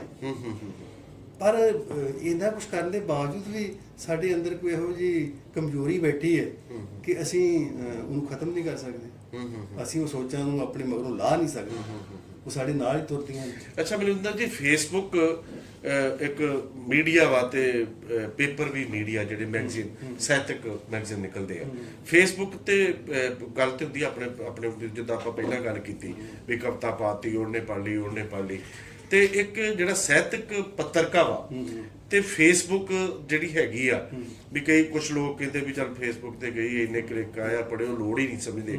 ਮਤਲਬ ਇਹਦੇ ਵਿੱਚ ਡਿਫਰੈਂਟ ਜੇ ਕਰਨਾ ਹੋਵੇ ਤੇ ਤੁਸੀਂ ਕਿੱਦਾਂ ਕਰੋਗੇ ਵੀ ਇੱਕ ਫੇਸਬੁੱਕ ਦੀ ਭੂਮਿਕਾ ਕੀ ਆ, ਸੋਸ਼ਲ ਮੀਡੀਆ ਦੀ, ਤੇ ਜਾਂ ਜਿਹੜਾ ਮੈਗਜ਼ੀਨ ਪੰਜਾਬੀ ਦਾ ਨਿਕਲ ਰਿਹਾ ਉਹਦੀ ਕੀ ਭੂਮਿਕਾ ਹੈਗੀ ਆ? ਜਿਹੜਾ ਤੇ ਸੰਜੀਦਾ ਸਾਹਿਤ ਹੈ ਨਾ, ਜੇ ਅਸੀਂ ਉਹਦੀ ਗੱਲ ਕਰਨੀ ਹੈ, ਫਿਰ ਜਿਹੜੀ ਸਾਹਿਤਕ ਪੱਤਰਕਾ ਦੀ ਭੂਮਿਕਾ ਹੈ, ਉਹਦਾ ਕੋਈ ਮੁਕਾਬਲਾ ਨਹੀਂ। ਉਹਦਾ ਜਿਹੜੀ ਆਪਾਂ ਸੋਸ਼ਲ ਮੀਡੀਆ ਦੀ ਗੱਲ ਕਰਦੇ ਹਾਂ, ਉਹ ਕਿਤੇ ਵੀ ਨਹੀਂ ਖੜਾ। ਉੱਥੇ ਸਿਰਫ ਤੁਹਾਡੀ ਮਰਜ਼ੀ ਚੱਲਦੀ ਹੈ, ਤੁਸੀਂ ਹੁਣੇ ਕਵਿਤਾ ਪਾ ਸਕਦੇ ਹੋ, ਤੁਸੀਂ ਹੁਣੇ ਕਮੈਂਟ ਕਰ ਸਕਦੇ ਹੋ। ਜਦੋਂ ਆਪਾਂ ਦੇਖਦੇ, ਪਹਿਲਾਂ ਆਪਾਂ ਜਦੋਂ ਕਵਿਤਾ ਲਿਖਣੀ ਸ਼ੁਰੂ ਕੀਤੀ ਸੀ, ਕਿਸੇ ਮੈਗਜ਼ੀਨ ਨੂੰ ਕਵਿਤਾ ਭੇਜਦੇ ਸਾਂ ਤੇ ਸਾਨੂੰ ਸਾਲ ਉਡੀਕਣਾ ਪੈਂਦਾ ਸੀ ਕਿ ਸਾਡੀ ਕਵਿਤਾ ਨਹੀਂ ਛਪੀ ਅਜੇ, ਵਾਰੀ ਨਹੀਂ ਆਈ ਅਜੇ। ਉੱਥੇ ਲਾਈਨ ਲੱਗੀ, ਉਹ ਦੇਖ ਕੇ ਵੀ ਆ ਛਾਪਣ ਵਾਲੀ ਹੈ, ਨਹੀਂ ਛਾਪਣ ਵਾਲੀ, ਤੇ ਉਹ ਸਾਡੀ ਵਾਰੀ ਆਉਂਦੀ। ਜਦੋਂ ਛਪਦੀ ਸੀ ਸਾਨੂੰ ਲੱਗਦਾ ਵੀ ਹਾਂ ਯਾਰ ਅਸੀਂ ਕਵੀ ਹੋ ਗਏ, ਅਸੀਂ ਕਵਿਤਾ ਲਿਖਣ ਲੱਗ ਪਏ। ਹੁਣ ਤੁਸੀਂ ਕਵੀ ਹੋ, ਤੁਸੀਂ ਕਵਿਤਾ ਲਿਖੋ, ਲਿਖ ਕੇ ਉੱਥੇ ਫੇਸਬੁੱਕ ਤੇ ਪਾ ਦਿਓ ਤੇ 5-10 ਕਮੈਂਟ ਤੇ ਆ ਹੀ ਜਾਣਗੇ। ਤੇ ਇਸ ਕਰਕੇ ਸੰਜੀਦਾ ਜਿਹੜਾ ਸਾਹਿਤ ਹੈ, ਉਹਦੇ ਵਾਸਤੇ ਜੋ ਪੱਤਰਕਾਰ ਦੀ, ਸਾਹਿਤਕ ਪੱਤਰਕਾਰ ਦੀ ਭੂਮਿਕਾ ਹੈ, ਉਹਦੀ ਥਾਂ ਸੋਸ਼ਲ ਮੀਡੀਆ ਨਹੀਂ ਲੈ ਸਕਦਾ। ਬਲਵਿੰਦਰ ਜੀ, ਤੁਸੀਂ ਕੁਝ ਜਿਹੜੇ ਸਾਹਿਤਕ ਪਰਚਾ ਸੀ ਸਤਰੰਗੀ, ਤੇ ਸੰਪਾਦਕ ਨੂੰ ਕਿਹੋ ਜਿਹਾ ਹੋਣਾ ਚਾਹੀਦਾ? ਸੰਪਾਦਕ ਨੂੰ ਯਾਰੀ ਪਾਲਣੀ ਚਾਹੀਦੀ ਕਿ ਨਹੀਂ ਪਾਲਣੀ ਚਾਹੀਦੀ? ਜਾਰੀ ਪਾਲੇ ਵੀ ਤਾਂ ਮਿਆਰ ਦਾ ਖਿਆਲ ਜ਼ਰੂਰ ਰੱਖੇ। ਹੁਣ ਜਦੋਂ ਸਤਰੰਗੀ ਦੀ ਗੱਲ ਹੈ, ਸਤਰੰਗੀ ਨੂੰ ਜਿਵੇਂ ਛੱਡਿਆ ਤਾਂ ਕਾਰਨ ਇਹ ਜੀ ਵੀ ਉਹਦੇ ਜਿਹੜੇ ਕਰਤਾ ਧਰਤਾ ਸੀ ਹੋਰ ਬਾਕੀ ਦੇ, ਉਹ ਕਹਿੰਦੇ ਕਿ ਹਰ ਅੰਕ ਵਿੱਚ ਸਾਡੀਆਂ ਰਚਨਾਵਾਂ ਤਾਂ ਛਪਣੀਆਂ ਹੀ ਚਾਹੀਦੀਆਂ, ਬਾਕੀ ਹੋਰ ਜੋ ਛਾਪਣਾ ਵੱਖਰੀ ਗੱਲ, ਅਸੀਂ ਤੇ ਹਰ ਅੰਕ 'ਚ ਛਪਣਾ ਹੈਗਾ। ਉਹ ਕੀ ਆ, ਉਹ ਗਾਣਾ ਵਾ, ਉਹ ਕੋਸ਼ਿਸ਼ ਵਿੱਚ ਜੋ ਵੀ ਅਸੀਂ ਛਪਣਾ। ਤਾਂ ਜਿਹੜਾ ਸੰਪਾਦਕ ਹੈ ਉਹਨੂੰ ਇਹ ਤੇ ਕਰਨਾ ਹੀ ਪੈਣਾ ਨਾ, ਵੀ ਜਾਂ ਉਹ ਆਪਣੇ ਆਪ ਨੂੰ ਅਲੱਗ ਕਰ ਲਵੇ ਵੀ ਨਹੀਂ ਜੀ ਮੈਂ ਨਹੀਂ ਇੰਜ ਕਰਨਾ, ਤੇ ਜਾਂ ਮੈਂ ਉਹੀ ਛਾਪੂ ਜੋ ਮੈਨੂੰ ਛਪਣ ਯੋਗ ਲੱਗੂਗਾ, ਮੇਰਾ ਲੱਗੂਗਾ। ਠੀਕ ਹੈ, ਇਸ ਕਰਕੇ ਸੰਪਾਦਕ ਜਿਹੜਾ ਉਹ ਇੱਕ ਤੇ ਉਹਨੂੰ ਗਿਆਨ ਹੋਵੇ, ਕਵਿਤਾ ਦੀ ਸੂਝ ਹੋਵੇ, ਕਹਾਣੀ ਦੀ ਸੂਝ ਹੋਵੇ, ਬਾਕੀ ਸਾਹਿਤ ਦੀ ਸੂਝ ਹੋਵੇ, ਆਲੋਚਨਾ ਦੀ ਸੂਝ ਹੋਵੇ, ਉਹਨੂੰ ਪੂਰੇ ਸਾਹਿਤ ਦੀ ਸੂਝ ਹੋਵੇ, ਤੇ ਉਹ ਤੀਖਣ ਦ੍ਰਿਸ਼ਟੀ ਰੱਖਦਾ ਹੋਵੇ, ਤੇ ਉਹ ਮਾੜੀ ਰਚਨਾ ਨੂੰ ਰੱਦ ਕਰਨ ਦਾ ਹੌਸਲਾ ਵੀ ਰੱਖਦਾ ਹੋਵੇ। ਬਲਵਿੰਦਰ ਜੀ, ਚਲੋ ਜਿਹੜੀ ਮੈਂ ਗੱਲ ਕਰਨ ਲੱਗਾ, ਮੇਰੇ ਸਵਾਲ ਤੋਂ ਪਰਾਂ ਵਾ, ਵਿਸ਼ੇ ਤੋਂ ਬਾਹਰ ਵੀ ਹੋ ਸਕਦੀ, ਪਰ ਆਪਾਂ ਮੈਗਜ਼ੀਨਾਂ ਦੀ ਗੱਲ ਕੀਤੀ ਆ ਵੀ ਵਾਕਈ ਕਿਸੇ ਦੇ ਜਿਹੜਾ ਸੰਪਾਦਕ ਨੂੰ ਜਿਹੜੇ ਕਰਤਾ ਧਰਤਾ ਵਾ ਜਾਂ ਸਪਾਂਸਰ ਕਰ ਰਹੇ, ਉਹਨਾਂ ਨੂੰ ਚਾਹੀਦਾ ਵੀ ਨਹੀਂ ਆ ਵੀ ਉਹਦੇ ਤੇ ਜਿੱਦਾਂ ਹੁਣ ਸੁਸ਼ੀਲ ਨੇ ਮੈਗਜ਼ੀਨ ਹੁਣ ਕੱਢਿਆ ਹੈ ਨਾ, ਬੜਾ ਉਹਦਾ ਕਮਾਲ ਉਹਨੇ ਕੀਤੀ, ਜਿੰਨੀ ਵੀ ਕੀਤੀ ਆ, ਔਰ ਉਹਨੇ ਬੜੀ ਸੂਝਵਾਨ ਦੇ ਨਾਲ ਆਪਣੀ ਜਿਹੜੀ ਸੰਪਾਦਕੀ ਦਾ, ਮੈਨੂੰ ਨਹੀਂ ਲੱਗਦਾ ਵੀ ਕਿਸੇ ਨੇ ਦਖਲ ਦਿੱਤਾ ਹੋਵੇ। ਜੇ ਆਪਾਂ ਅੱਖਰ ਦੀ ਗੱਲ ਕਰਦੇ ਆ ਤੇ ਉਹਨਾਂ ਨੇ ਜ਼ਿੰਮੇਵਾਰੀ ਮੈਨੂੰ ਦਿੱਤੀ, ਮੈਂ ਵੀ ਚੰਗੀ ਕਵਿਤਾ ਦੀ, ਚੰਗੀ ਰਚਨਾ ਦੀ ਗਵਾਹੀ ਭਰੀ। ਸੰਪਾਦਕ ਹੋਣਾ ਕੋਈ ਇਹ ਨਹੀਂ ਕਿ ਬਹੁਤ ਵੱਡੀ ਫੀਤੀ ਲੱਗ ਗਈ ਆ, ਪਰ ਮੈਂ ਅੱਖਰ ਦੇ ਮਾਮਲੇ 'ਚ ਜਿਹੜੀ ਟੀਮ ਆ, ਮਤਲਬ ਅੱਖਰ ਦੀ ਡਾਕਟਰ ਕਰਨੈਲ ਹੋਣੀ ਆ, ਵਿਕਰਮ ਹੋਣੀ ਆ, ਪਰਮਿੰਦਰ ਸੋਢੀ ਹੋਣੀ ਨਾਲ ਤੇ ਸਾਰੇ ਜਿਹੜੇ ਜੁੜੇ ਆ। ਮੇਨ ਤੌਰ ਤੇ ਤਾਂ ਡਾਕਟਰ ਵਿਕਰਮ ਤੇ ਡਾਕਟਰ ਕਰਨੈਲ ਹੋਣੀ ਆਪਣਾ ਜੋ ਵੀ ਕਰ ਰਹੇ ਸਾਰੇ ਵਿਦੇਸ਼ੀ ਕੁਝ ਦੋਸਤ ਰਲ ਕੇ, ਔਰ ਉਹਨਾਂ ਨੇ ਵਾਕਈ ਮਤਲਬ ਕਦੀ ਦਖਲ ਨਹੀਂ ਦਿੱਤਾ ਵੀ ਕਿਹੜੀ ਅੱਖਰ 'ਚ ਰਚਨਾ ਲੱਗ ਰਹੀ ਆ, ਕਿਹੜੀ ਨਹੀਂ ਲੱਗ ਰਹੀ, ਕਿਉਂ ਲੱਗ ਰਹੀ, ਕਿੰਨੇ ਪੇਜ ਬਣੇ। ਤੇ ਜੇ ਸੰਪਾਦਕ ਨੂੰ ਖੁੱਲ੍ਹ ਦਿੱਤੀ ਹੋਵੇ ਇੰਨੀ, ਤੇ ਮੇਰਾ ਖਿਆਲ ਪਰਚੇ ਦਾ ਮਿਆਰ ਵੀ ਤਾਂ ਹੀ ਬਣ ਸਕਦਾ। ਤੇ ਜੇ ਅੱਜ ਅੱਖਰ ਦਾ ਨਾਂ ਹੈ, ਅੱਜ ਲੋਕ ਅੱਖਰ ਨੂੰ ਉਡੀਕਦੇ ਨੇ, ਤੇ ਅੱਜ ਵਿਸ਼ਾਲ ਨੂੰ ਫੋਨ ਆਉਂਦੇ ਕਦੋਂ ਅੱਖਰ ਕਦੋਂ ਆ ਰਿਹਾ, ਕਦੋਂ ਛਪ ਰਿਹਾ, ਤੇ ਉਹਦਾ ਕਾਰਨ ਇਹੀ ਹੈ ਕਿ ਕਿਤੇ ਉਹਨਾਂ ਬੰਦਿਆਂ ਦੀ ਸਿਆਣਪ ਹੈ ਕਿ ਉਹ ਇੰਟਰਫੇਅਰ ਨਹੀਂ ਕੀਤਾ ਉਹਨਾਂ। ਇੱਕ ਵਿਸ਼ਾਲ ਦੀ ਸੂਝ ਸਮਝ ਹੈ ਕਿ ਉਹ ਚੰਗੀਆਂ ਰਚਨਾਵਾਂ ਨੂੰ ਇਕੱਠੀਆਂ ਕਰਕੇ ਦੋਸਤਾਂ ਕੋਲੋਂ, ਇੱਕ ਵਿਸ਼ਾਲ ਦੀ ਇੱਕ ਨੈਟਵਰਕ ਹੈ, ਉਹਦਾ ਇੱਕ ਭਾਈਚਾਰਾ ਹੈ, ਉਹਦੀ ਇੱਕ ਸਮਾਜਿਕਤਾ ਹੈ। ਉਹ ਸਮਾਜਿਕਤਾ ਵਿੱਚੋਂ ਉਹ ਚੰਗੇ ਦੋਸਤਾਂ ਕੋਲੋਂ ਚੰਗੀਆਂ ਰਚਨਾਵਾਂ ਲੈ ਲੈਂਦਾ ਹੈ, ਮੈਨੂੰ ਭੇਜੋ। ਇਹ ਬੜਾ ਜ਼ਰੂਰੀ ਅੱਜ ਹੋ ਗਿਆ, ਕਿਉਂਕਿ ਅੱਜ ਮਨਵਿੰਦਰ ਜੀ ਇੱਕ ਗੱਲ, ਡਾਕਟਰ ਸਰਿੰਦਰ ਧੰਜਲ ਹੁਣਾਂ ਦਾ ਮੈਨੂੰ ਨਾ ਕੈਨੇਡਾ ਤੋਂ ਫੋਨ ਆਇਆ, ਤੇ ਉਹਨੇ ਮਤਲਬ ਮੀਡੀਆ ਰਾਹੀਂ ਜਿੱਦਾਂ ਅੱਖਰ ਬਾਰੇ, ਚਲੋ ਆਪਾਂ ਅੱਖਰ ਬਾਰੇ ਨਹੀਂ ਹੁਣ ਕੋਈ ਵੀ ਗੱਲ ਕਰਨੀ, ਪਰ ਉਹਨਾਂ ਨੇ ਬੜੀ ਵਧੀਆ ਇੱਕ ਗੱਲ ਕਹੀ ਵੀ ਜੇ ਤੁਹਾਡਾ ਮਤਲਬ ਸਮਾਜਿਕ ਦੋਸਤਾਂ ਦਾ ਦਾਇਰਾ ਤੇ ਤੁਹਾਡੀ ਖੁਦ ਇਦਾਂ ਦੀ ਗੱਲ ਹੈਗੀ ਆ ਕਿ ਤੁਸੀਂ ਮਤਲਬ ਜਿਹਦੇ ਕੋਲੋਂ ਰਚਨਾ ਮੰਗਣੀ, ਕਿਹੜੀ ਲਾਉਣੀ, ਕਿਹਦੇ ਕੋਲ ਮੰਗਵਾਉਣੀ, ਤੇ ਤੁਸੀਂ ਫੇਰ ਯਾਨੀ ਤੇ ਤੁਹਾਡਾ ਪਰਚਾ ਨਹੀਂ ਹੈਗਾ। ਮਤਲਬ ਉਹਨਾਂ ਕਿਹਾ ਹੈ ਵੀ ਵਾਕਈ ਜੇ ਕੋਈ ਪਰਚਾ ਤੇ ਦੋਸਤਾਂ ਕਰਕੇ ਹੀ ਆ, ਸੰਪਾਦਕ ਕਰਕੇ ਪਰਚਾ ਨਹੀਂ ਹੈਗਾ। ਸੰਪਾਦਕ ਤਰਤੀਬ ਦੇ ਦੂਗਾ। ਮੈਂ ਇਹੀ ਗੱਲ ਕੀਤੀ ਕਿ ਜਿਹੜੀ ਤੁਹਾਡੀ ਸਮਾਜਿਕਤਾ ਹੈ ਨਾ, ਵਿਸ਼ਾਲ ਦੀ ਸਮਾਜਿਕਤਾ ਜਿਹੜੀ ਹੈ, ਉਹਦਾ ਨੈਟਵਰਕ ਜਿਹੜਾ, ਉਹਦੇ ਵਿੱਚੋਂ ਉਹ ਚੰਗੇ, ਉਹਨੂੰ ਪਤਾ ਕਿਹੜੇ ਕਿਹੜੇ ਚੰਗਾ ਲਿਖ ਰਹੇ ਨੇ, ਉਹਨਾਂ ਨੂੰ ਕੋ ਕਹਿ ਕੇ ਉਹ ਰਚਨਾ ਮੰਗਾਉਂਦਾ ਹੈ ਔਰ ਉਹ ਆ ਜਾਂਦੀ ਹੈ।